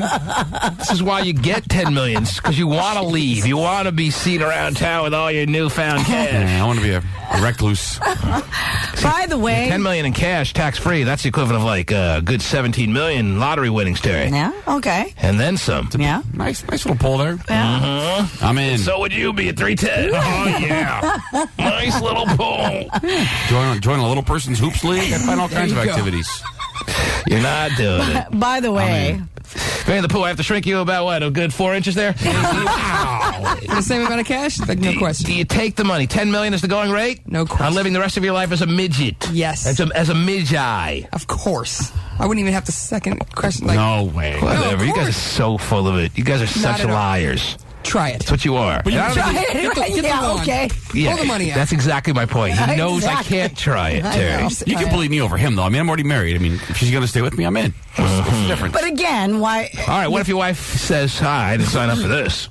I didn't sign up for 310, buddy. I'm out. I married a 5'10". All right, fine, 5'11". I don't know why that bothers you, but yes, okay. 5'11" dude, and I am not prepared to live the rest of my life tucking my little husband in my purse and going out for the day. So she's out? She's out, yes. More incentive. I'm in. Good answer. By the way, the Half Pint Brawlers next perform at the Midtown Music Hall in Bend, Oregon. Oh, we're on there. the 24th of this month. On 24th of January? The pint-sized brawlers. Half pint. Get it right. I'm sorry. Yeah, I didn't mean to offend. Well, The Half Pint Brawlers. Pint size. The Half Pint Brawlers will be in Bend, Oregon. Yes, on January 26th. 24th. Which is, hold on. Thursday. At what time? Doesn't say. Doesn't say. Well, I'm just assuming around. hold on. I'm going to probably in the evening. Yeah. And what are they performing at? They're performing at Midtown Music Hall. Midtown Music Hall. In Bend, Oregon? I hear Bend is like a little paradise, Terry. Oh, okay. Nice little ski town, nice little paradise. For sure. Skier's paradise for sure. Not for you little midge eye. That's right. Oh, and then let's see where else here. Oh God, they've got all kinds of. These guys are such liars. I know they are. I know they are. I know more about them than they know about themselves, obviously, because I know they're lying, and I don't think they know they're lying. I would need to know exactly how small I'm going to be. You need to see yourself, is what you're saying. You want to see the new version of you before you commit to this. Because there are little people that can't even reach behind to wipe themselves because their arms are so small. So I need to know exactly what we're talking about here. Well, this is something you have to leave to your imagination because that's not part of the deal. The deal is that you get shrunk into 5'10", you get $10 million cash, tax-free, and you deal with it as the situations play out. Just like hire a handler or something. Hire a wiper. Yeah, there you go. I guess you could. You'll be able to wipe your ass. Okay, well, that's what I'm wondering. That's a stipulation. And there are extensions for those who can't quite get there. Extension free. I don't want to have an extension, so... You don't want to live your life having to use extensions? I do not, no. Unless I have to reach for a can of soup or something. That I'm prepared to do. I like to wipe at my own volition if I could. You're both not doing it, but that's fine. Maybe $20 million you do it. What about you? No? There's no amount of money? Kidding? No. Well, no, there's an amount of money. There's always an amount of money. For everything? I don't know if there's an amount of money. That's pretty small. 2-year-olds bigger than you? That's pretty small. Well, the host of the Half Pint Brawlers is 4'4". So... 4'4" is not too bad. 4'4" is not bad, right? It's a girl producer. Yeah. Yeah, he had a nice life. So... Well, Terry, I think this is a very talented group of folks, and I am already making my plans to be in Bend, Oregon on January 24th. Sounds good. At whatever the Midtown Festival of Halls is. What is it called? The Midtown Music Hall. There's the one that I'm going to be heading towards on the 24th to cheer on my pint-sized brawlers. There you go. Did I get it right? Half pint. Oh, that's right, yeah. Calling them pint size. What is your deal with the pint size? I'm giving them too much credit. They're actually half pint. Our friend Don, he's functional, he drives, everything's fine. Oh, yeah, you've even driven his car before. Sat in the back seat and drove his car with extensions on the pedals. John, you're on the air. Hello. Oh, he C-blocked me? He hooks up. Yeah, and he blocked you. That's he blocked right. me bad one night, that little bastard. Man. Should have got the fly swatter out. He cock-blocked you one night? Awful. I forgot about that. What did he do? He wouldn't go to sleep. He's trying to get it done in the little mix. I had a friend of his, in my room, and he wouldn't go to sleep. He was all jealous, and I guess they need half amount of sleep, too. Wow. Go to sleep! You couldn't do anything until he went to sleep? I felt bad because it was his Did you friend. see the oblivious roommate clip yesterday? I did. Yeah, I know, but he was clear he didn't want me touching her. John, you're on the air. What can I do for you, sir? That's great. Hey, hello? How are you, my friend? All right, how about you? Pretty good. Thanks for asking. What can I do for you? I was wondering what you thought about a married person regularly attending the strip club. A married person regularly attending strip clubs. What do you mean, what do I think about it? From your perspective, the wife's perspective? What kind of perspective? Oh, no, from your perspective. From my perspective. Well, I'm a married man as well, as you know. Yeah. These things are subject to change on a daily basis. Well, no one can say for sure about anything, Terry. I expect to be. Who knows? You expect, yeah, but you do never know. Yeah. I mean, I could turn it into who knows what if the right price came along. She'd be outie. As far as, should a married man be able to go to strip clubs? Of course! But on a regular basis, like, how regular? Once a week. Voice is pretty shaky. Once a week, How really? often would you like to, you're a married man, you'd like to go to strip clubs, how often there, John? About once a week. Once a week, you feel like you should be entitled to go to strip clubs if you have the desire. If the man feels like it, he should be able to reasonably... Without his wife knowing, though. Without your wife knowing? Oh, you want to do it behind your wife's without. back? Well, that's Because it'd be a big problem then. I thought we were discussing whether your wife should be giving the acceptance of allowing her husband to go on a once-a-week basis. Yeah, That's not what the question is. The question is, should you be able to go once a week behind your wife's back? Yeah. No. Terry's already answered before I could even consider what he's been throwing our way, and you're saying no. No, because it's, again, he knows the reason why that's why he's hiding it. She would be upset. She doesn't like that. And really, why are you doing it once a week? What's the big thrill? Terry's very sensitive to any violations of any sort when it comes to a marriage. That kind of stuff I don't Every understand. marriage has its healthy share of violations, Terry, and that's what it's all about. Healthy violations that you keep quiet because it's so healthy Not really for much. your marriage. Not really much cheating you can do at a strip club in all reality. Oh, not right? in the VIP room, a little touch here, a little touch there, a little finish. It's all a business transaction. There's no real love involved, Terry. So, and there's no love, there's no violation. Yes, there is no violation. Write that down. Is that a Nucci Man rule? When there's no love. Hold on. Okay, rule number. There's no violation. All right, marriage counsel. Hearing this tonight. If there's no emotion / love, there's certainly no violation, Terry. Come on. It's a business transaction in the VIP That's room. probably even worse, man. Now, maybe you have something to be said about saying that him having this kind of where he's violating in the throes of lying and deceitful behavior as far as doing it behind his wife's back. There's something to be said about that. Does that sound a little too often? What would your wife say if you say, hey, I just feel like I need to go to strip clubs once a week? Nothing against you. I love you. I can't get enough of you, but I also need a little strip club moment. Maybe I won't go every week, but I'd like the ability for you to give your consent. Not that I need that, but I'd feel a little less guilty if I get your consent to go to strip clubs once a week.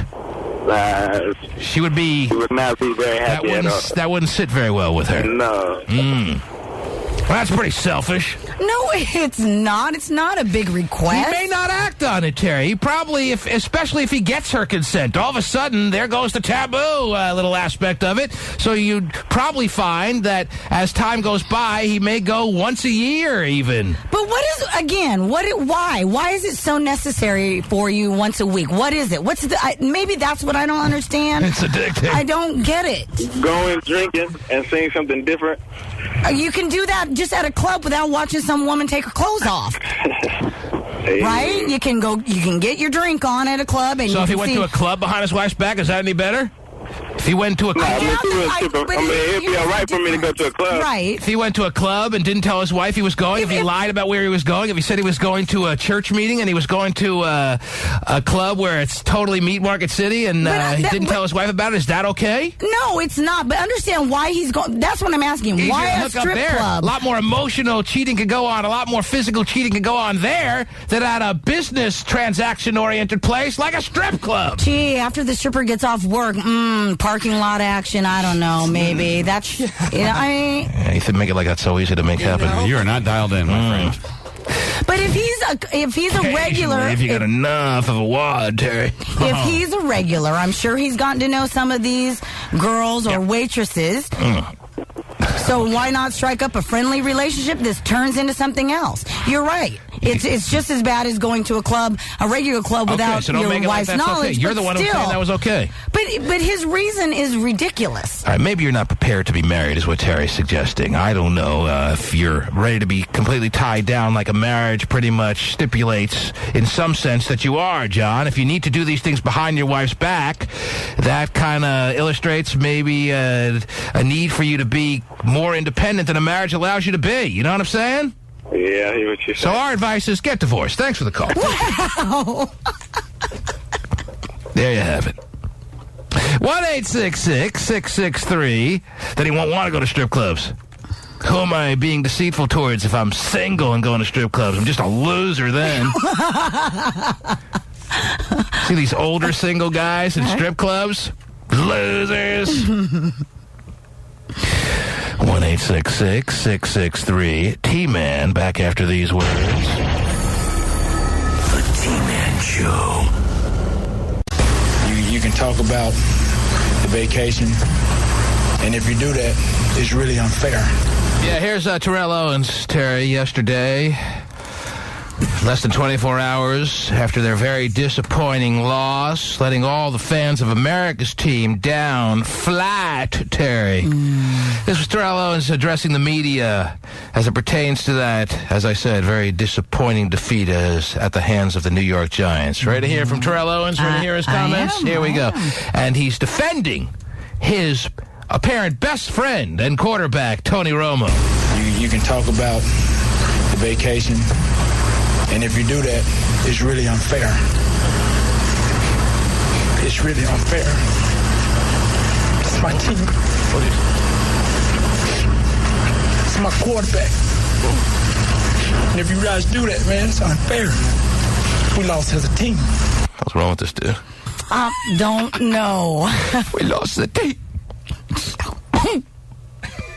This is the same guy who threw Donovan McNabb, his other quarterback, that he was playing with as teammates under the bus, Terry? Yeah, sounds like it. Same guy? That the same supposedly. guy? I'm sorry, I'm a little confused. Is that the same guy, Terry? Yes, supposedly it is. Seems a little peculiar, doesn't it? Yeah. Donovan McNabb, who's every bit, if not more talented than Tony Romo ever has been, ever will be. He was ready to just crucify, and yet Tony Romo, that's my teammate. Right. Why is it wrong to criticize a guy? Why would it be wrong to question a guy who, the week before the biggest game of his life, was whisking him and his girlfriend off to Mexico? Obviously not focused on the task at hand, or he wouldn't have been throwing passes with the game on the line to players in the opposing jerseys. Why is it wrong to question that, Terry? Why would that be wrong, according to Terrell Owens, to the point where he breaks down in tears? Oh, he cries real tears yet again, Terry. That was shocking. You can talk about the vacation, and if you do that, it's really unfair. Take it easy, really Terrell. Unfair. Take it easy. It's my team. It's all right.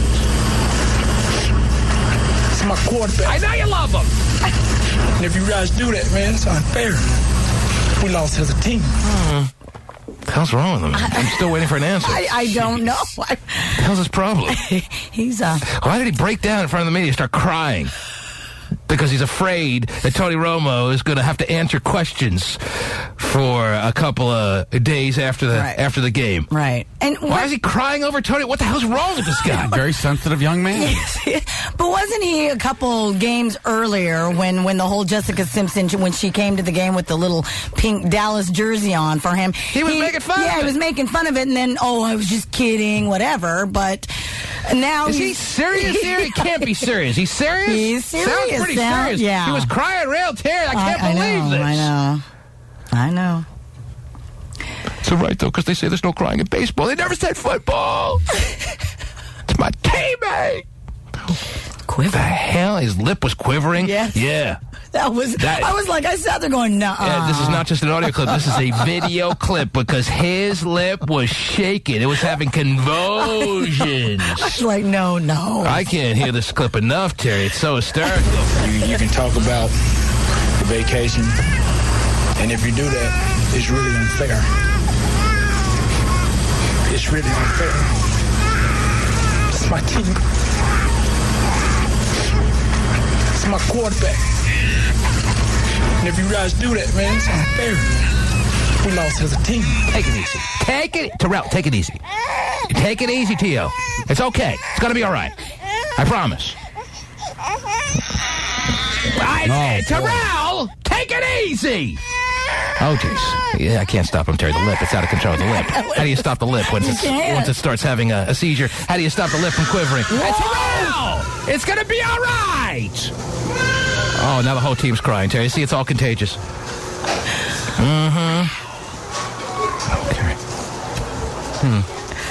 All right. I think he's going to be okay. I'm not sure, though. So. You're going to be okay? Terrell's going to be all right? No? What?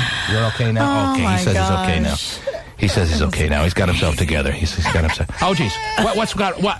Oh, no. He's at it again. Mm-hmm. Okay. All right. Terrell, it's... Yeah. Mm-hmm. Ow! This is a little embarrassing now, Terry. Yep. What the hell's wrong with this guy, Terry? I don't know. Go out a little. Some voice. Oh, there's... Yeah, he's crying in the clubhouse. The media's gone now, Terrell. It's okay. Okay. He's crying all his way straight to the Pro Bowl. There he goes. Wow. Mm-hmm. This was serious. I know. It was. He was not acting, or at least if he was, put him in a starring role right next to the boss, because he's ready for the big time. Oh, now again the whole team is. Yeah, I understand. It was a tough loss. Oh, geez. That sounds painful. Yeah, it's gas. You want to hear this in the morning, Vinnie, there? You ready for this? Absolutely. What do you think? Absolutely. Get you inspired to start procreating or what? I don't know. You can talk about the vacation, and if you do that, it's really unfair. It's really unfair. It's my team. It's my quarterback. And if you guys do that, man, it's unfair. We lost as a team. My quarterback. I never did. You're a weirdo. You whiny little baby. Freak. It's a freaky little baby, Terry. What the hell was that all about? I don't know. Can anyone explain that to me? No, I don't think wish I so. It was. Can anyone explain that breakdown? No.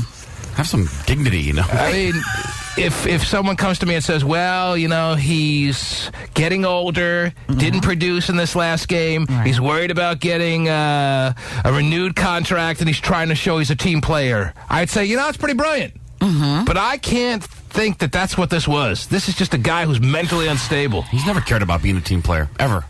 So why would he start now? Apparently he has started to the nth degree. He's crying over protecting his teammates now. Tony Romo is a grown man, last we checked, who was getting blown by J-Lo. I mean, J-Sim. Yeah, he wishes. By J-Sim, Terry. Yeah. I don't think we have to worry about him too much. He'll be just fine. Mm-hmm. The $67 million contract he just signed will help ease the pain in the offseason. I don't know how he'll get along, but he'll try. All right. Whiny little freaking baby, shut up. He's a weird dude, man. I'm a big fan, Terry. This was just stupid.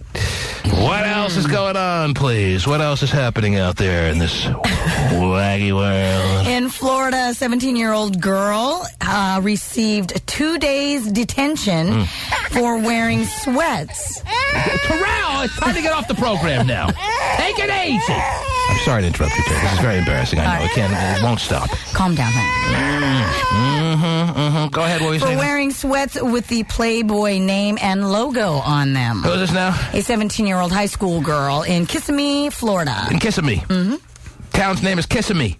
Then they got a problem with anything? Yeah, I know. Happened at Gateway High School. High school girl was wearing Playboy gear? Yes. Playboy sweats. That's that big a deal? She got in trouble? She got 2 days of detention. You know, I can see this maybe being a news story if it's like some second grader going to school and showing up in Playboy gear, in a Playboy outfit with the Playboy logo. Maybe they would call her into the little principal's office and say, your mommy did you wrong and we got to have a talk as a family here.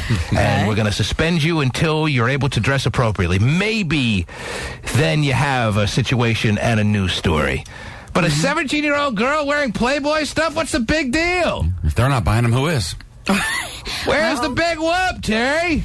Well, apparently, the dress code, even though they... You got a problem with this? You going to say you have a problem with this? You going to tell me on this one you got a problem? 17-year-old girl, high school junior or senior, wearing Playboy gear? What's the big friggin' deal?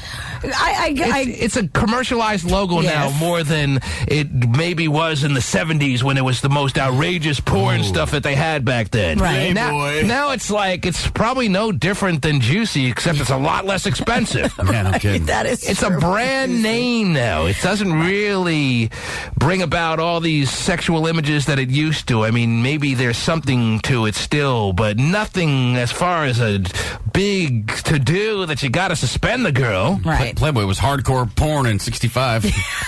And granted, it really, it's not that big of a deal, but also she probably could have chosen to wear something else. Of course, we could all choose to wear something else. Yeah, I Can mean, you see what I'm wearing right now? I know. I could have chosen to wear something else. I see your point. But it was not necessary for her to wear the Playboy logo in high school. Right. So you have a problem with it. Right. And you think this was you don't seem like there's other stuff. I mean, hey, it's not the biggest deal in the world to you, not the biggest deal, but wear something a little bit different. So your take on this is it's not something I'm going to get completely freaked out about. But that kind of stuff, the Playboy stuff, wear it at home or outside of school or somewhere else, but not necessarily is it. You're not going to pound your fist on the table over this, but you're going to say that you can understand why the high school called her aside and said, I'm sorry, we have to have some disciplinary action until you can dress more appropriately in our high school. Right. Here in Kissimmee, you fool, Florida. I don't get it. I think having Juicy written on your butt is a little more offensive than a Playboy bunny. Yeah. Have we lost sight of the definition of what juicy means when it's written across your crotch? Well, again, Playboy has been around much longer than Juicy, and... Got Juicy written across your ass. All I'm thinking of, wow, half the work's already done. So that's a bigger deal than having the Playboy bunny on your butt or wherever it was? What the hell's going on? So... Why is everyone getting all crazy? Take it easy, Principal. Mr. Principal, get yourself together. Oh, jeez. So the girl's in trouble. Yeah, 2 days detention. Oh, 2 days detention. Yes. Well, it's still disciplinary action, Terry. It is. That's still calling her out. It is. She ain't the only girl in the past year or so that's decided to wear something with the Playboy logo on it to school. Wow. It's a little much. Playboy written across her behind. Mm-hmm. The logo there. So. All right. Well, like I said, probably not the biggest deal, but you don't need to wear it to school. Just wear it at home or... Joey in Tacoma, you're on the air. Gotta hear from Joey. Hey, what's up, T-Man? How are you, Joey? I'm good, man. What's up with this crybaby, man? I'm trying to figure that out myself. You're talking about Terrell Owens, I'm assuming, right? Yes, man. Yes. What's up with this guy, man? I don't know what made him have this meltdown, this breakdown yesterday. They were picking on his quarterback, apparently. Don't pick on my quarterback or I'll cry. I've been crying about his poor performance himself. That's probably what it was. He was taking the whole pressure off him, the limelight off him, how bad he did, and put it on his... So you think this was a strategic maneuver yourself? Is that what you're saying? That he didn't need to cry, but he forced the tears so that he can make sure that it was ingrained in everyone's mind that Tony Romo was really the culprit in the loss and not to focus on T.O. as the reason? That's the way I think he's just emotionally burned out over the fact that he and his teammates let everyone down in Dallas and the rest of the world seeing that they're America's team, and... he's so unstable that the first chance he had to cry, it all came flying out of his eyes. Because he's a big baby. Terrell Owens has never been known for stability. I mean, he's a pretty strange guy. And this just adds to it. Yeah. Doing sit-ups in your driveway in front of a bunch of reporters when you should be at practice. Pretty weird in and of itself. Adrian, San Leandro, you're on the air. Good morning. Good morning. How are you? I'm doing great. What can we do for you today? I wanted to comment about the Playboy thing. When I was in high school, my junior year, I actually got suspended for refusing to take off a Playboy shirt. For refusing to take it off in front of the principal? Wow. No. That's my kind of principal. They give you a shirt, but still. Oh, they give you a replacement shirt and they make you, they ask you to go into the ladies' room and change your attire right on the spot? Yeah. And you refused? Yes. And what happened? Well, they called my mom, and they spoke with my mom, and they said that my shirt was offensive to other people. They said if one person finds it offensive, then everybody finds it offensive. Well, how come you didn't make news? How come this girl in Kissimmee, Florida makes news, and I don't remember reading the story about you in on the national news wires? Probably because nobody cares. It's not a big deal. Why does everyone care about this story, Terry? Why is this hitting your national news services? I don't know. Because you didn't make a big enough deal about it, Adrian. Right. You could have been big news. Within the school, it was a big thing within the school, and a lot of things are written about that. Big whoop within the school. Ooh, the school paper covered it. Ooh, man. They had 6 school newspaper reporters immediately on the scene. Well, I'm sorry that happened to you. I don't think it's a big deal that it's not a big deal at all. School authoritative figures are just completely out of control these days, oversensitive, overhyped, Terry. And they're just going too far as flexing their muscle and showing their authority. This is nothing. Again, this would be an interesting story if some second-grade girl would wear some Playboy gear to school. Right. Then I would be sitting here going, let's discuss this, Terry. This is interesting. Right. Otherwise, this is a non-news event that we've been talking about for 10 minutes now. So what are you doing these days? How old are you now? I'm 20. What are you up to these days? I work. I'm a dental assistant. And what are you wearing to work these days? What are you wearing right now? Since there's already been questions about your attire in the past, I'm just wondering how you go about your day-to-day dressing yourself situations now. What are you wearing? I dress a lot more appropriately now. So you have been brainwashed into believing that you were dressed completely inappropriately back then. You were fighting the good fight back then, but hey, you just said it. You dress more appropriately now. No. As a senior prank, we all wore Hooters and Playboy shirts to school to piss off the principal. I thought you said you wore Playboy gear. Oh, yeah, Playboy shirts. Yeah. Playboy and Hooters. Playboy and Hooters shirts were like this big thing. And I don't see how that's such a big prank. I don't see what the big deal is. What's the big deal? It's just clothing. That's what we said. But no, you went in knowing you were doing something wrong. You made it some big prank, you said. Oh, you know what? Forget it. I don't want to talk about it. Stupid. But like she said, that is very true. School policies, if one person goes in to complain, then... It doesn't seem right. If one person complains, you have to take it off? Just like, sexual harassment in the office. If what you're doing, even though you may be joking, if that one person that you're supposedly joking with finds it offensive and they make a complaint... Oh, please. Gotta have some... That's what happens. Reasonable merit. And Playboy, I'm telling you, is about as commercialized and as just entrenched a brand name as any of the others out there these days. I don't like the man on the horse. Make him take that shirt off. I once had a polo accident myself, and I'm very offended by that shirt. They'd have to go home and change. I don't like the color of that man's skin. Make him take it off. They have to go home and change. Where does it end? Get one of their zipper cocoon suits out of their closet. Like the old people. Stupid. Alana, you're on the air. Hello? Yes, thank you for being on the program. What can we do for you, baby? Good. How are you? I wanted to comment about the guy that likes to go to the strip club every week. Yep.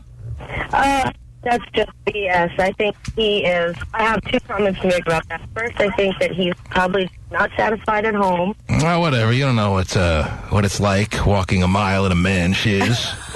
Don't pretend like you understand. Guy wants a little bit of escape. I'm not in the need to go to a strip club once a week because it seems a little silly. But if this guy wants to go to a strip club once a week, that doesn't mean she has a complete understanding of the ins and outs of his marriage. That she can determine that he's an unsatisfied man. Okay, and she can break down every aspect of his marriage. Okay, please. Then you as the man, worry about your own freaking marriage, Alana.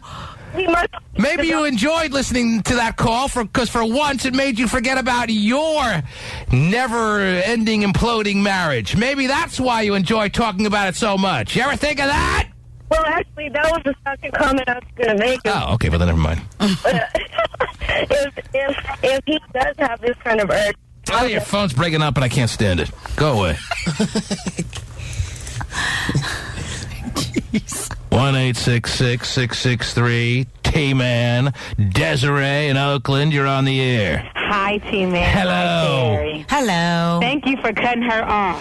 What can we do for you, Desiree? I have to defend Tony Romo and Terrell Owens.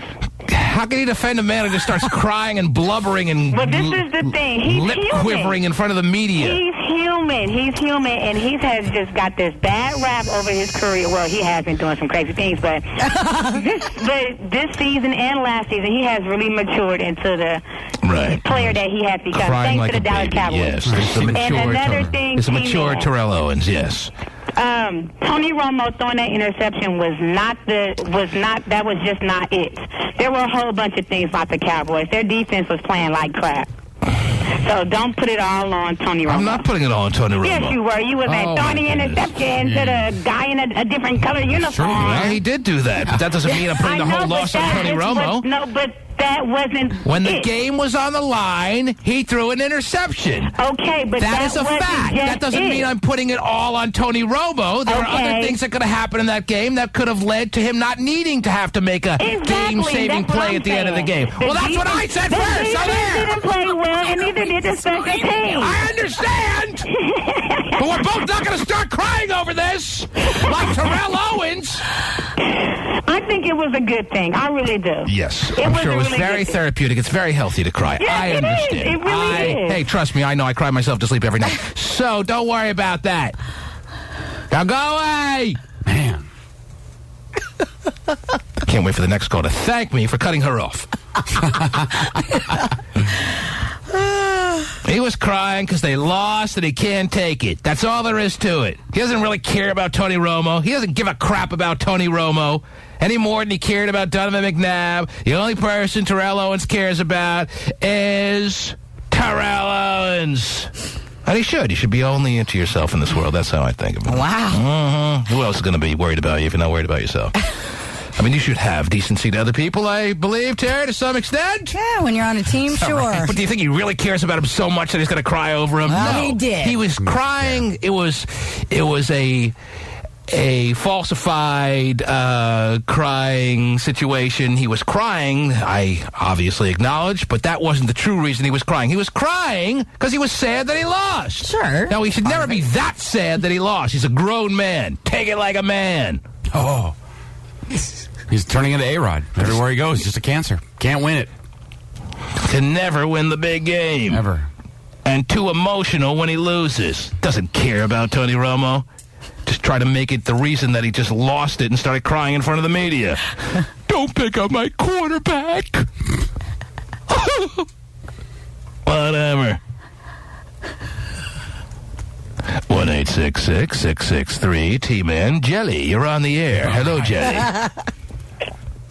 Jelly, are you there? Hello, yes, I'm here. Hi, Jelly. Hello. I'm glad I got to talk to you. Oh, Lord. I feel the same. What can we do for you, Jelly? So, I have a dilemma. Like, I go to Deanza. The first day I got to Deanza, you know, I went to my classroom. I sat in a good seat. It's in the corner in the front of the room, right?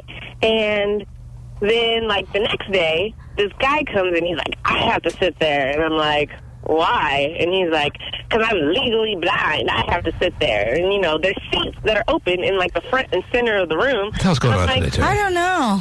Yes. I'm like, you can just sit there. So you're having a fight with a blind guy. Is that why you're calling? Let him have the seat. You're fighting over a chair in a classroom with a blind guy. Is that what you're calling about? Well, he's not even, he doesn't even, I don't even think he's blind, you know? Because blind people are supposed to have the white canes, and he doesn't have the white canes. jeez. Really? Where's your dog? God, are you the expert now? Right. He didn't have a white cane, so she doesn't find it authentic that he's blind, and she's holding firm to her claim to the seat in the front row of her class, and she's unwilling to give it up to a man who is just claiming, because we all go around claiming when we really want a good seat, that we're blind, Terry. Yeah, I mean, if he was blind, he would want to sit in the front and center of the class, right? I mean, I had to move. Well, I didn't have to move, but I moved because I felt bad for him. Oh, you weren't in the front of your class? Where were you? No. She was in the front, the corner. In the corner. She had a great... Oh, but you were in the front. You were in the corner front. Yeah, I was in the corner front, right? All right, well, maybe the blind guy wanted to sit in the front by the door. No, the door's in the back of the classroom. Uh-huh. But anyway, so I'm thinking, like, and he told me, he's like, oh, I have to sit there because I have to plug my laptop in or whatever. I don't think you really needed to be... But he's blind, I thought. You don't really need to be fighting with a blind guy in your class. That's really what it comes down to. He's not even blind, is what I'm saying. I think I got, like, punched. How many fingers am I holding up? Right.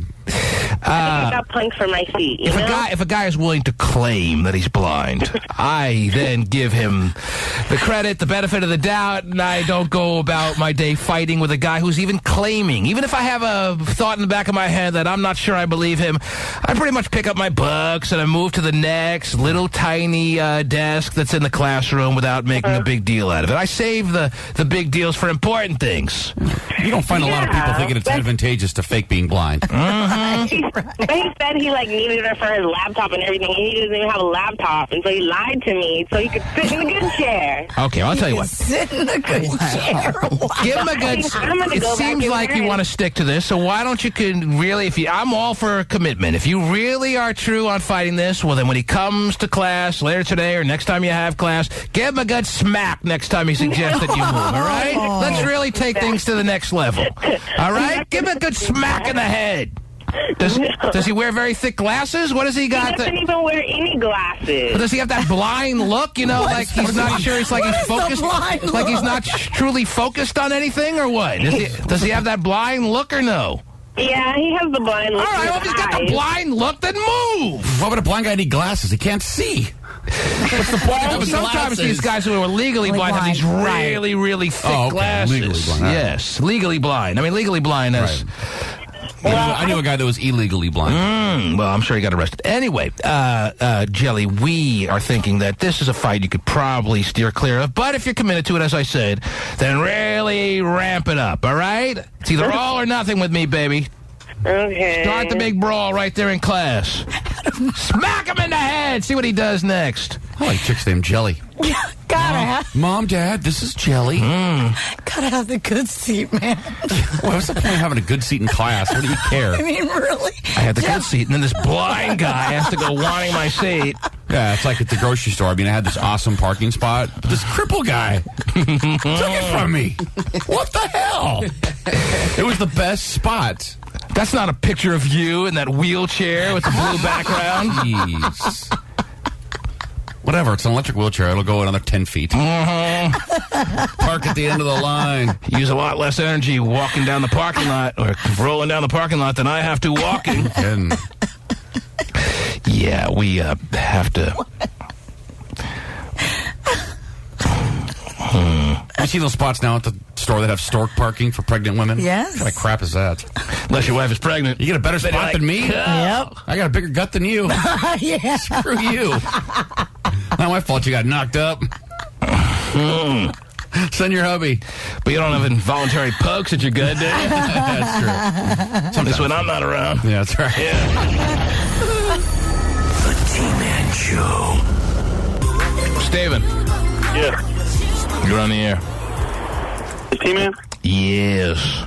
T-Man, how's it going, man? What's up, baby? Pretty good, brother. Hey, I just wanted to comment on that T.O. Tony Romo. Yeah, the T.O. defenders are coming on the line now, Terry. They're lining up. What's there to defend?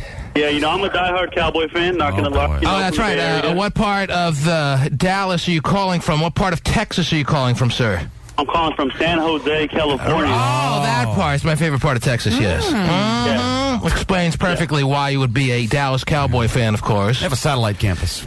Well, you know, my pops is from Texas. I was raised a Cowboy fan. You know what? It's too late to explain yourself. You live in San Jose. You should be a fan of either the Raiders or the Niners, but you bought into all the media hype of how they're America's team. You got brainwashed into that a long time ago. Not your fault necessarily, and you're a cowpoke fan.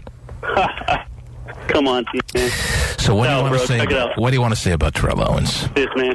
Look at T.O. wants that Super Bowl, man. He's wanted it since he was with the Niners. A lot of players want the Super Bowl. You don't see them crying like unstable babies, okay? A lot of players want the Super Bowl. As a fan, I want to see the teams I root for win Super Bowls and World Series, and I don't cry like a big blubbering baby. I used to when I was 7, Terry. The Mets lost. Every time my team loses, all right? He's not crying because the fact that, he's crying because he lost, don't get me wrong, but he's been going for this since he was with San Francisco, but San Francisco couldn't give it to him. John Elway was trying for many a year to win a Super Bowl. You didn't see him crying. You just saw him step up and do whatever needed to be done to get himself in the end zone when the money was on the line. If he had to be propelled like a helicopter by the defenders to get there, that's what he would do. That's what put him over the top. He didn't cry like a big, blubbering, unstable baby, did he? Okay. Look at Peyton Manning lose to the Chargers, right? But if that was Peyton Manning up there crying, you wouldn't be talking like this, right? Peyton Manning wouldn't be up there crying because Peyton Manning's like a mountain man, brought up, emotionless buffoon. He already won one. What does he care? So what's your point? If Peyton Manning was crying, I'd be saying the same thing, but he wouldn't be crying because Peyton Manning's not an unstable, blubbering baby. You only hate because it's T.O. and the Cowboys. I'm not hating. I'm just pointing out that it's ridiculous.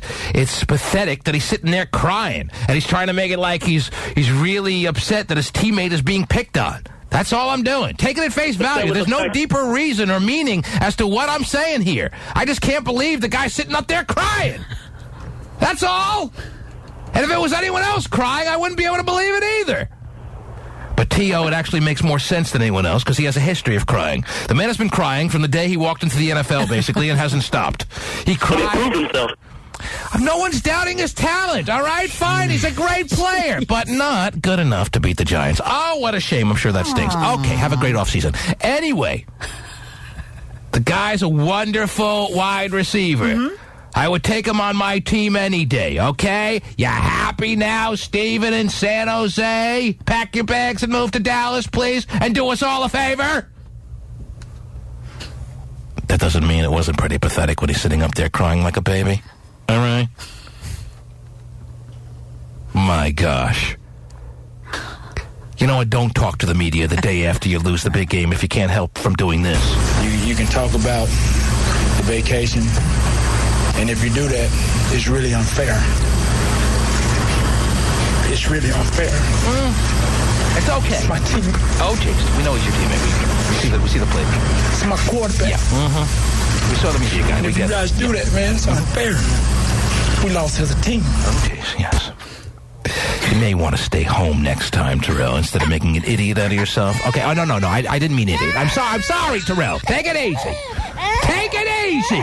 Wait to get the man some Kleenex, Terry. Oh, sure. Okay. Hold on. Be right back. Oh, he's not done yet. Okay. Oh, it's going to be all right.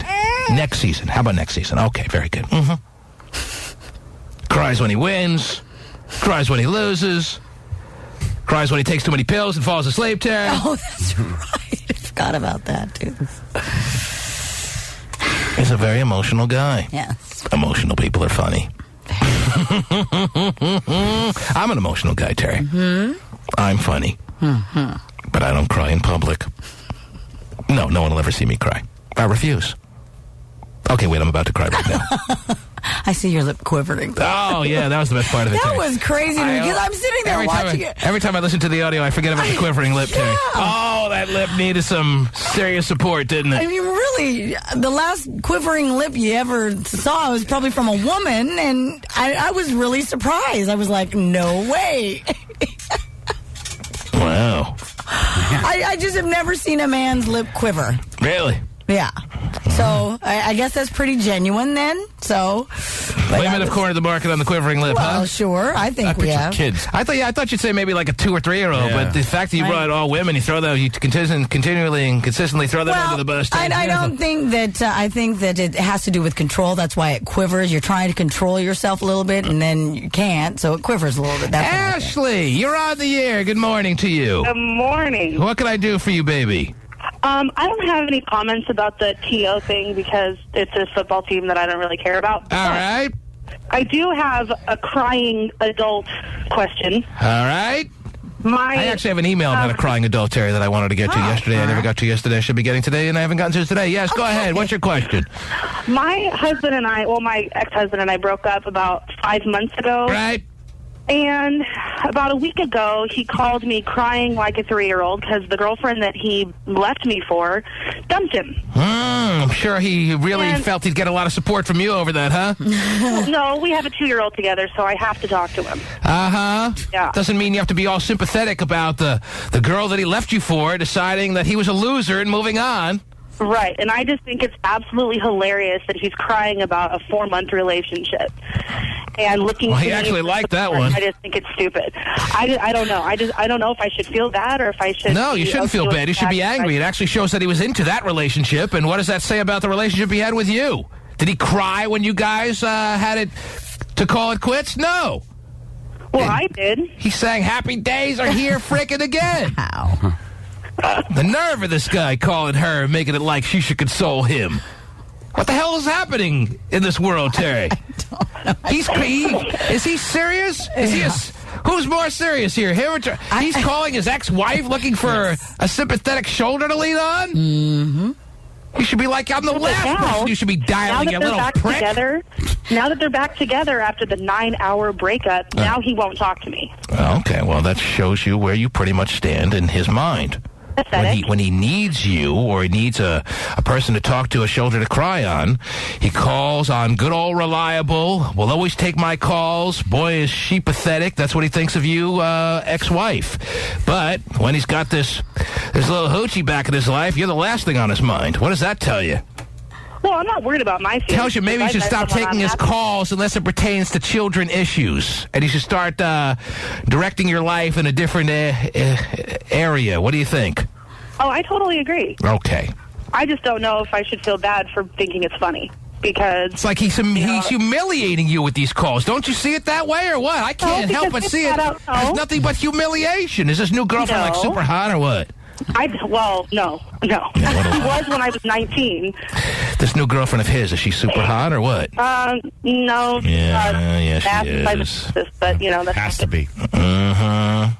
No, she's not. She's not cute at all. She just buries you as far as a hotness contest, doesn't she? Kind of looks like T.O.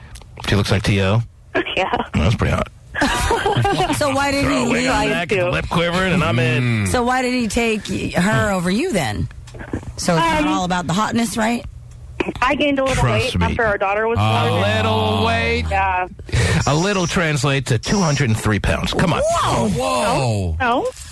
I've always been a little chunky. Well, it wasn't a little weight. So you were always a little chunky, and then you gained a little weight. I gained more than 40 pounds, and he didn't like that. Mm-hmm. Who would? Wow. Hey. Not a good scenario when you were always a little chunky, and then you gained a little more weight. And how are you on losing that extra 40 plus? Huh? Not that he shouldn't have been accepting of the fact that... Oh, yeah, I hate that part. This is who he married, a woman who was always a little chunky and had the definite potential to put on even more pounds. Well, and pregnancy, you have to understand. But the first... I had a baby. I'm not going to lose weight having a baby. The first reasonably hot hoochie that came along to show him a little attention, he dumped his little chunky wife. He moves on from her, and then the first time he gets in a fight, he goes crying to her. And she doesn't see that as humiliating? You're not. No, because you don't sound outraged enough, Ashley. That's my problem I didn't have here. Sympathy for him. You don't sound outraged enough, even though you say that you don't have any sympathy for him. You don't sound angry enough over the fact that he had the audacity to call you. That's my problem here. All right? Well, call me back when you get a rage going. Oh, okay. Well, I don't want to have a rage because I don't. Well, I don't like people who have no ability to get into a rage. There comes a time when rage is absolutely the call of action. And the fact that he called you and had no just regard for you whatsoever after what happened to you guys, that he left you for some little who knows what, and then he calls you and they get in a fight looking to cry to you, the fact that you don't find that outrageous and the true reasonable reason to go into some kind of rage. No, wait. He's bigger than me. Okay, I don't care what the situation is. Listen, I'm glad you called. Call me back when you're in an all-out rage. All right? Okay. Thank you. Bye-bye. I have enough rage in me for everyone. Yeah, it sounds like it. Woo! And boy, does it feel good. The T-Man Show. Yeah. Did Judge Judy swear in her own son? That, too, is real. I, Adam Levy. I, Adam Levy. Do solemnly swear to perform my duties. Do solemnly swear to perform my duties. Today in New York's Putnam County, Judge Judy had the honor of swearing in her son Adam, who was elected as district attorney. I think it's special for two reasons. I think it's special for me to see a child achieve what he wants to achieve in life. Yeah, right. And I think it's special for the people who live in this community because I think he's a spectacular guy. Oh, is that right? And he will do a great job. Judge Judy actually found somebody out there she likes? I guess. It is kind of bizarre to hear her talk nicely about something. Mm-hmm. Well, she had two choices as far as her personality goes as it pertains to her son. She could either have loved him, like it seems like she's chosen, or eaten him, Terry. That's her options given the type of personality Judge Judy has. Right. She elected to be somewhat civilized and not eat her young. Oh, that's good. And she is going out of her way to love him that much more. And she actually, does sound a little bizarre saying something nice about someone. That is... What the hell are you eating back there that's smelling up the room here? Oh, That's smelling up the studio. What is You that? caught me in mid-bite. I'm so sorry. It's all right. A sausage I enjoy situation. it. A little sausage situation? Mm-hmm. Why don't you go ahead and chew? Never doubted it. Why don't you go ahead and chew, and then we'll talk to you, kid. Mm-hmm. You enjoy a lot? You enjoy a nice sausage situation, do you know? I love a nice sausage situation. All right, take it easy. About time. I need camera. Sorry, you caught me in mid-bite. Oh, wow. Well, I don't want to disturb you and your privacy there. No, that's my bad. Hey, it's a don't ask, don't tell policy. It's okay. I am working, you know. You enjoy that sausage situation. I'm good. It could wait. What's going on? No, I just... T-Man in the morning show. Jeez. That's all I wanted to know. Okay. I wanted to know what was stinking up the room. It doesn't stink. Are you kidding me? You and your sausage are stinking up the room. This is heaven. I'm going to need you to join maybe me. heaven to you. I'm not doubting that it's not tremendous to eat. You want you to but join the sausage. For those who aren't eating it, it has the tendency to stink up the room. Very true. All right? Really? I've had many a sausage situation myself. Oh, yeah. Good morning. And I know that I love ingesting a nice sausage situation. But when I'm not eating it and I'm actually at this particular posture that I'm in right now, like 5 feet away, it's stinky. I'm sorry. I will eat my sausage situation from now on. All right, there's a little too much talk about the sausage situation. It's really starting to keep me out. Well, the gay man has already chimed in, and he says he'll give him some. What's that now? Gay phone operator. Oh, in the chat room. Yeah. You're always chatting away. Yeah. And Gay is a little disappointed that he didn't come to gay phone operator first. Since he's all into the sausage I've situation. offered for years. Yeah, exactly. I want to be your first. Mm-hmm. Yeah. People that heat their leftovers up at work, they don't realize how bad it smells. Is that your leftovers? No, but I'm saying people heat their leftovers up in the microwave and the whole office stinks. Right. They don't notice it or care. Yeah. Where's the humanity of it all, Terry? I'm glad you had curry last night. Where's the caring? That's right. I want to sit next to the person in the cubicle that's sitting there taking kimchi to the face. Beautiful. Very healthy, you know. I love kimchi. Yeah, it's great. I'm glad we could get all this straight. Hey, me too. What else is on your pile this morning, Terry? Just want to let you know Enlighten me on what's going on. Okay, I will. Okay. High-tech shopping carts. High-tech shopping carts. Yes. Shopping carts aren't high-tech right now? No. So to me, Terry, if all four wheels are working together in unison, that's high-tech. I know. But that's it's going to never get the even case. bigger and more high-tech. There's always that straggling wheel that just ruins your shopping experience. And I love my shopping experience, as I'm sure you're aware, Terry. Yes. I go shopping all the time. Right. Mm-hmm. Yes, apparently Microsoft is working with a company called MediaCart Holdings on teching up shopping carts soon. Apparently, the computer is going to have a computer that will scan your items as you put them in the cart and tell you how much you've spent. Oh, I can't wait to not use this when I don't go shopping, Terry. Gosh, I think this sounds pretty cool. Well, of course it would be cool for you. You're a woman.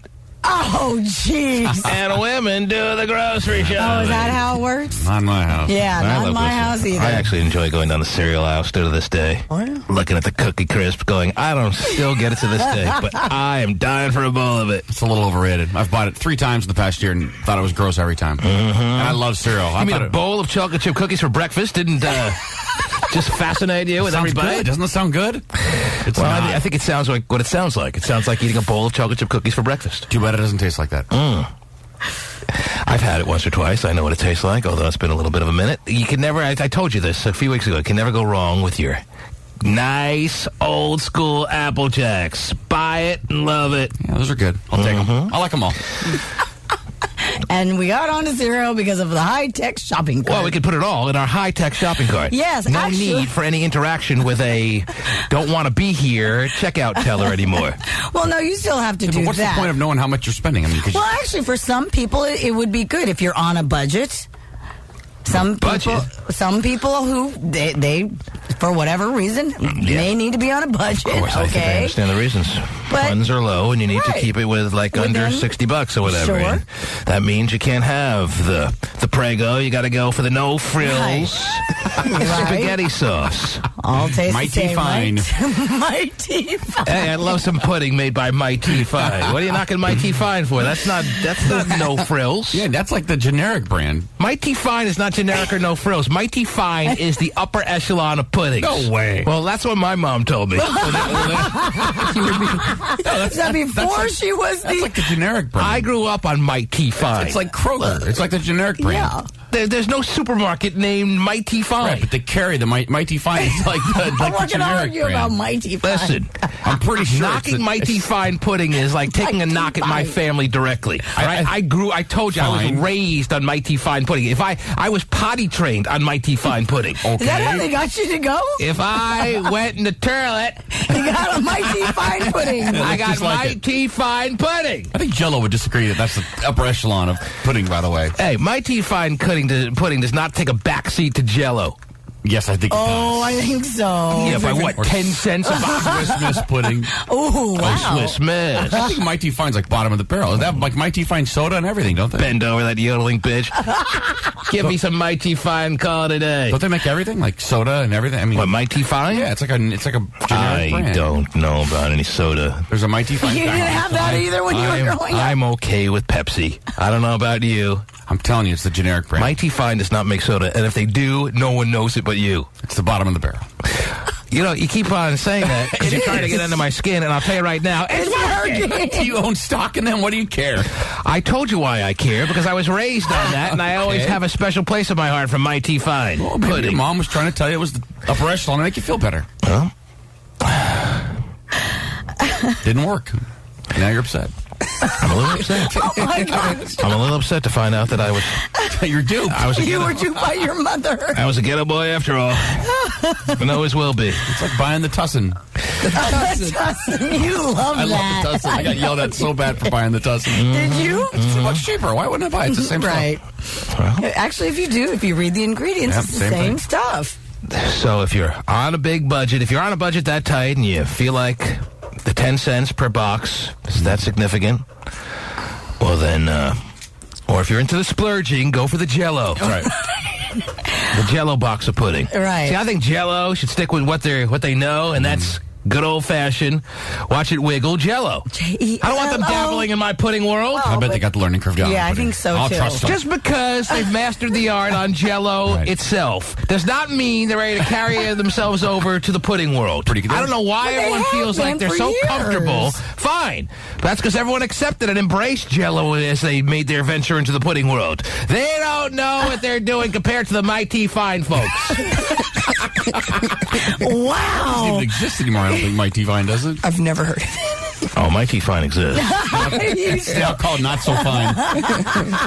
Whatever it's called now, it's out there. And I'll find it, and I'm going to have a box later today just for I think Pasty has some he's got some information for you on Mighty Fine. Tomorrow, as far as I'm concerned, there's only one kind of pudding. I don't even know of any other kind of pudding. Really? You've never tried Jello? Yeah, Snack Hacker. Any of that's Jello. That's when you rip open the package. Mighty Fine is you make it. That's homemade. But so is Jello in the box. The powdered crap. Yeah, fine. And I understand it's instant, but yeah, exactly. That's not like you peel open the wrapper and you got pudding sitting right there waiting for you. Like snack packs. Right. Snack pack and Jello puddings. This is you pour in the milk. You stir it. Jello pudding does it too. Jello has that too. So you're buying into the fact that you think just because they've mastered Jello and it all is involved in saucepan and water and putting it in a little dish that they can do puddings. I've actually eaten it and bought into it that way. Yeah, tastes nummy. Especially the pistachio. Here, Pasty just printed it out for me. By the way, it just shows what you know. I know nothing. It says right here, Mighty Fine is the only premium pudding line of puddings. Oh, really? Blue ribbon. Is that what it says on the box? That's what it says right here on the Mighty Fine website. Wow. There's a website. That's right. It's a website for everything. They made everything. Well, there's a store that used to carry it. All right. I can't say. Just speak about what you know. And if I know about Mighty Fine. Apparently you don't. So why don't you quit while you're ahead? I know. How else would I have known about it? Well, how did this all get started, Terry? Because I was talking about the high-tech shopping cart and the things that you can do with it. Be able to scan your items, and then you start it on cereal, and then I don't know. He's basically calling my mother names, Terry. What else is going on? You don't want to hear any more about that? Okay, fine. It's pretty cool. You can even shop from online. Herman, you're on the air in Vancouver. Yes, Herman. Hey, what's up, T-Man? What can I do for you, Herman? No, I just want to talk about that T.O. thing, man. I don't like T.O. either, but it's kind of messed up how he started crying on TV. But he had a good game, though. He didn't have a good game. You're wrong about everything. First of all, I like T.O. You almost insinuated that I don't like T.O. He didn't have a good game. He had a horrible game. He's playing on an ankle. Look at his ankle. Well, but he shouldn't have played if his ankle was going to be a liability. He had a subpar game, and I'm not saying it necessarily caused his team to lose, but it definitely didn't help. All right? He dropped a pass or two that was right in his hands. And he did not have a good game. Yeah, he is having emotional. He is kind of going mentally, whatever. He had a bad game, and then he cried about it afterwards. You don't see Judge Judy crying. I wouldn't cry about it. Okay, well, that's good to know, Herman. I got another thing. Yes, Herman. What's that operator guy's name? Gay phone operator? Yeah. What about him? Yeah, gay phone operator, that guy. I just want to say he's a dick. I think the guy's a complete idiot. He needs to get on with his life and be a little happier. Well, be as happy as Herman. He'll take your call if he wants. Yeah, all right, man, I love your show, man. Oh, thank you, Herman. Thank you for being part of it, baby. Guys named Herman are usually tough guys. He wouldn't cry. Johnny in Windsor. Yes, Johnny. Hey, what's up, T-Man? How are you, Johnny? I'm doing pretty good. How about yourself? What can I do for you, Johnny? I got a couple things for you guys, man. I just want to tell you that I love your show. I listen to it every morning. Johnny, I love your call, baby. I'm glad you made it, baby. All right. First thing, every time me and my sausage have a situation, my lip quivers like Jello. It's a good line there, Johnny. Combined every segment we did today. But check it out. I'm a diehard cowboy, man. Diehard cowboy fan. Diehard cowboy. In Windsor, Terry. Yes, Johnny. Hey, T.O. crying, I ain't, you know what I mean? I ain't sticking up for him and saying that he shouldn't have. He did it. We had a fucking bad game. Oh, man. Johnny, you can't say that on the air, Johnny. Settle down, Johnny. To a great start. Yeah, we had a bad game. Yes. But I think it comes down on Romo's shoulders, you know what I mean? Yes. Well, everyone's a little bit to blame. T.O. wants to win. I understand that. And I love guys that want to win. Right. I want a roster full of guys on teams that I root for that want to win. Of course. But when you don't win, can you not cry in front of the media? Is that too much to ask? Not too much to ask. If you need a good cry, can you take it to your freaking pillow at home? That's where I do all my crying. In my pillow! He was trying to... By myself! Again, show the softer side of him. That's too soft. And we don't need to see that side. All right? But he's been criticized so much, but maybe he decided, okay, I'll let my emotions show for once. Where's the person that wants to call in instead of making these ridiculous little defenses on behalf of Terrell Owens? Where is the person that's going to call up and say, T-Man, the guy just really wanted to win and did everything he could to put himself into that game and rehabbed his ankle as hard as a man can, and when it all came down to it, when it didn't work out for him, he cried. And I'll say, you know what? I understand that. And I want a guy on my team that wants to win as bad as Terrell Owens. But can you do me a favor? Do your crying in your pillow at home. Cry in your pillow like a man. So sick. In your pillow with the outrageously large thread count. Like a man. More than ready to sop up those tears. You can talk about the vacation, and if you do that, it's really unfair. It's really unfair. This is where the lip starts quivering, where he actually just completely has no ability to stop himself from crying. I know. He just loses it. This is supposed to happen to second graders. And that's where it ends. It's not supposed to happen in third grade anymore. In third grade, you're supposed to be able to control yourself from crying when you don't want to cry. And the lip isn't supposed to quiver anymore, Terry. I understand. He didn't want to cry in front of the media, but something started happening right there with the lip quivering. He just lost control, right? What causes the quivering lip is you're trying to stop yourself from crying, so the lip quivers. Right, I got it. You understand? I do. But he couldn't control himself. A grown adult! And he starts crying! You can talk about the vacation, and if you do that, it's really unfair. It's really unfair. There goes the lip. It's my quarterback. And if you guys do that, man, it's unfair. We lost as a team. Little sissy. That's it. But I'll take him on my team any day.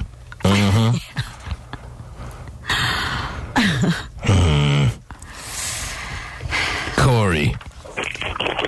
Man. Yes, Corey. I just want to make a comment about Terrell Owens. Just want to say that he's a man. Oh, jeez. Oh, man. Who's the whore? He's a man whore. No, they don't want him at the ranch. Yeah, how's that ranch coming, by the way? He doesn't have a good performance with one of the clients. He starts with the lip quivering and crying. Right. I don't think any woman wants that, Terry. Do you? Oh, no. How is the all-male prostitute ranch coming along there in Nevada for all the female clients to line up around the block to get their little jollies and go enjoy, Terry? When is that opening? Are they taking apps yet? Well, yeah. They've been taking applications. Really? This whole time? Yes. That's what started the whole, he's a man of the whore, the man of the whore. Let's fire it up. I thought it was up and running. Fire it up! I'm ready. I'm ready to visit. You want to visit? I don't know. What is it? You need a coupon? Yes. Coupon. I want to see if anybody goes. Apparently, Hotshot wants a little sausage situation of his own. I do, yes. What do you mean you want to visit? What does that mean? I want to see if it's going, if it's up and running. You want to peer through the window? Is it going to be successful? You're going to hear crickets when you see that place. No, you're not. No one's going to pay. Are you kidding? Women are going to come from across the country to go to that joint. Big thunder thigh ladies. Oh. Is it open or not? I'm just still. You can't remember the name of the ranch. No, The Stud Farm, Terry. Yeah. It's called the Stud Farm. I know. Okay. What's taking you so long? Well, because it doesn't look like it's open as of yet. Whatever. It would say when it's opening. When's the grand opening? Yeah, no, nothing. Casey, you're on the air in Seattle. What do you got? Yeah, man, I think T.O.'s a sissy. I said he was a crybaby 2 weeks ago, and he just proved me right, man. He's a crybaby. He's a sissy, man. Josh. Bring that crap on TV. Oh, geez. Josh in Livermore, you're on. I think he's already started this call. Yes. T.O. is a grown-ass man. He doesn't need to be crying on TV. You know? I wanted the Cowboys and the Patriots to go just as much as he did. I hate the Patriots. I can't stand the Patriots. Yeah, now the Patriots definitely ain't losing. Carl in Dublin, what do you got, real quick? I just want to say T.O.'s a crybaby. Eric in San Jose, your turn. Hello. Yes. T.O.'s been crying for 10 years. when he won that damn game because of that catch with the Packers. Yeah, remember that game where he dropped every ball, every pass that was thrown to him through the whole game, and then he caught the game-winning pass from Steve Young, a perfectly thrown ball right down the seam, and he started crying like a blubbering woman. That was peculiar in itself, to see him coming off the field with tears running down his face. Yeah, he's been crying too much. All right. Thank you so much. Again, I'm not anti-crying. Pick the right time and place, would you please? That's all I ask. Okay. Standing on the scale. Wow. You're standing on the scale. You know, when I look in a mirror later today, Terry. Uh-huh. Right to my pillow at private times. Stay out. No, I don't want to talk about it. Everybody cries. Everybody should. People shouldn't hold it back, but they shouldn't have to hold it back in these settings. Not grown adults. Just keep it pent up inside till you get home. Then let it come all out. There's where the blubbering baby should come out to play, Terry. Not in front of the media. My gosh. Have a little filter. Can you have a little filter going on in your freaking self, please? You would think. Sound like it. Yeah. He's filter-free. Yes. Filter-free in 08 or what? I guess so. A 98 and every year in between. What'd you find out about the stud farm, Terry? I know you're still looking. I am, but I'm just finding still the applications, Pasty. and they say 40 to 60 days. Come on. I'm sure he filled out an application. Was that Pasty? Oh, yeah, I'm ready to. How about if they would accept the 31-year-old virgin that is Pasty Dave? It'd be quite the novelty. You can probably charge more. You're going to be 31 or 32 this month? You're going to be 31. Yep. And how's that quit smoking thing going for you? Working nicely. Right. Leaving during every break to get a smoke, Terry? Every break. That's what it seems like. No, it was once today. It's going well. Thanks. All right. Sounds like it. I think it's a special area of the stud farm. Well, I guess he can only be divergenized once, but... Oh, he still has low miles. I mean, he could be like the 15th person. Still pretty cool. Right. Oh, wow. You can be first, and that's a very special situation. Or even if you're like 37th. Yeah. I was 36 away from divergenizing that man. Oh, so close. And it gets better with every go-round. They need novelties at that joint, Terry. Huh? Whenever it opens, that you can't fill me in on. Sorry. Thanks for nothing. The T-Man Show.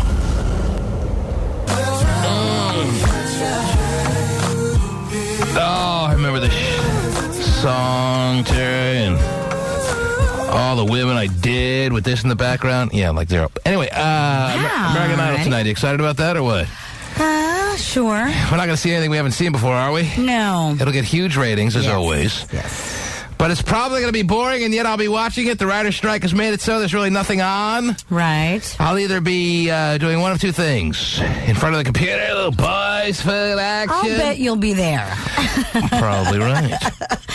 No, it's the opening round of American Idol. This is the one that actually is watchable to me. The middle round's completely unwatchable television, Terry, and even the final couple episodes are tough to get through. But this one is remotely entertaining. But the thing is, we're not going to see anything we haven't seen before. Oh, I get it. He's not a good singer either, and you're going to tell him so. Sounds so funny. He thinks he's really good. Yeah, isn't that funny? That sounds good. But it'll be watched by millions and millions of people, or maybe this will be the first chink in the armor, and the ratings slide will begin for American Idol. Long overdue, but if it doesn't happen this time, it's never going to happen. They can just put the show on for the rest of the time, and it'll just be a ratings bonanza. Yeah. People just lap it up. I know. We'll have to wait and see. But I heard they can play their own instruments now this year. Is that true? You can bring a guitar out there? I think so. Yes, I believe that counts a little bit. On the commercial, you see them coming in groups and stuff. I know they've had people audition in small groups before, maybe every once in a while, but it almost seems like that's going to be something that is almost regular this time around. Yeah. Well, when you... New twist, come on. Instruments and a group of people. So I can bring down my clarinet and try? I think so. I think you can. Yeah. My mom made me take lessons. How long did that last? Try to be in the school band in third grade for that, Terry. Could you play it now if you had one here? I don't even know which end of the clarinet is on. Really blowing the wrong end? Oh. Yeah, I know. But there was some statistic about instruments and how it makes you a more civilized person, and it certainly worked out for me, don't you think? Yes. Okay. So civilized. So you are. enjoy that, Terry. We'll see you tomorrow. Okay.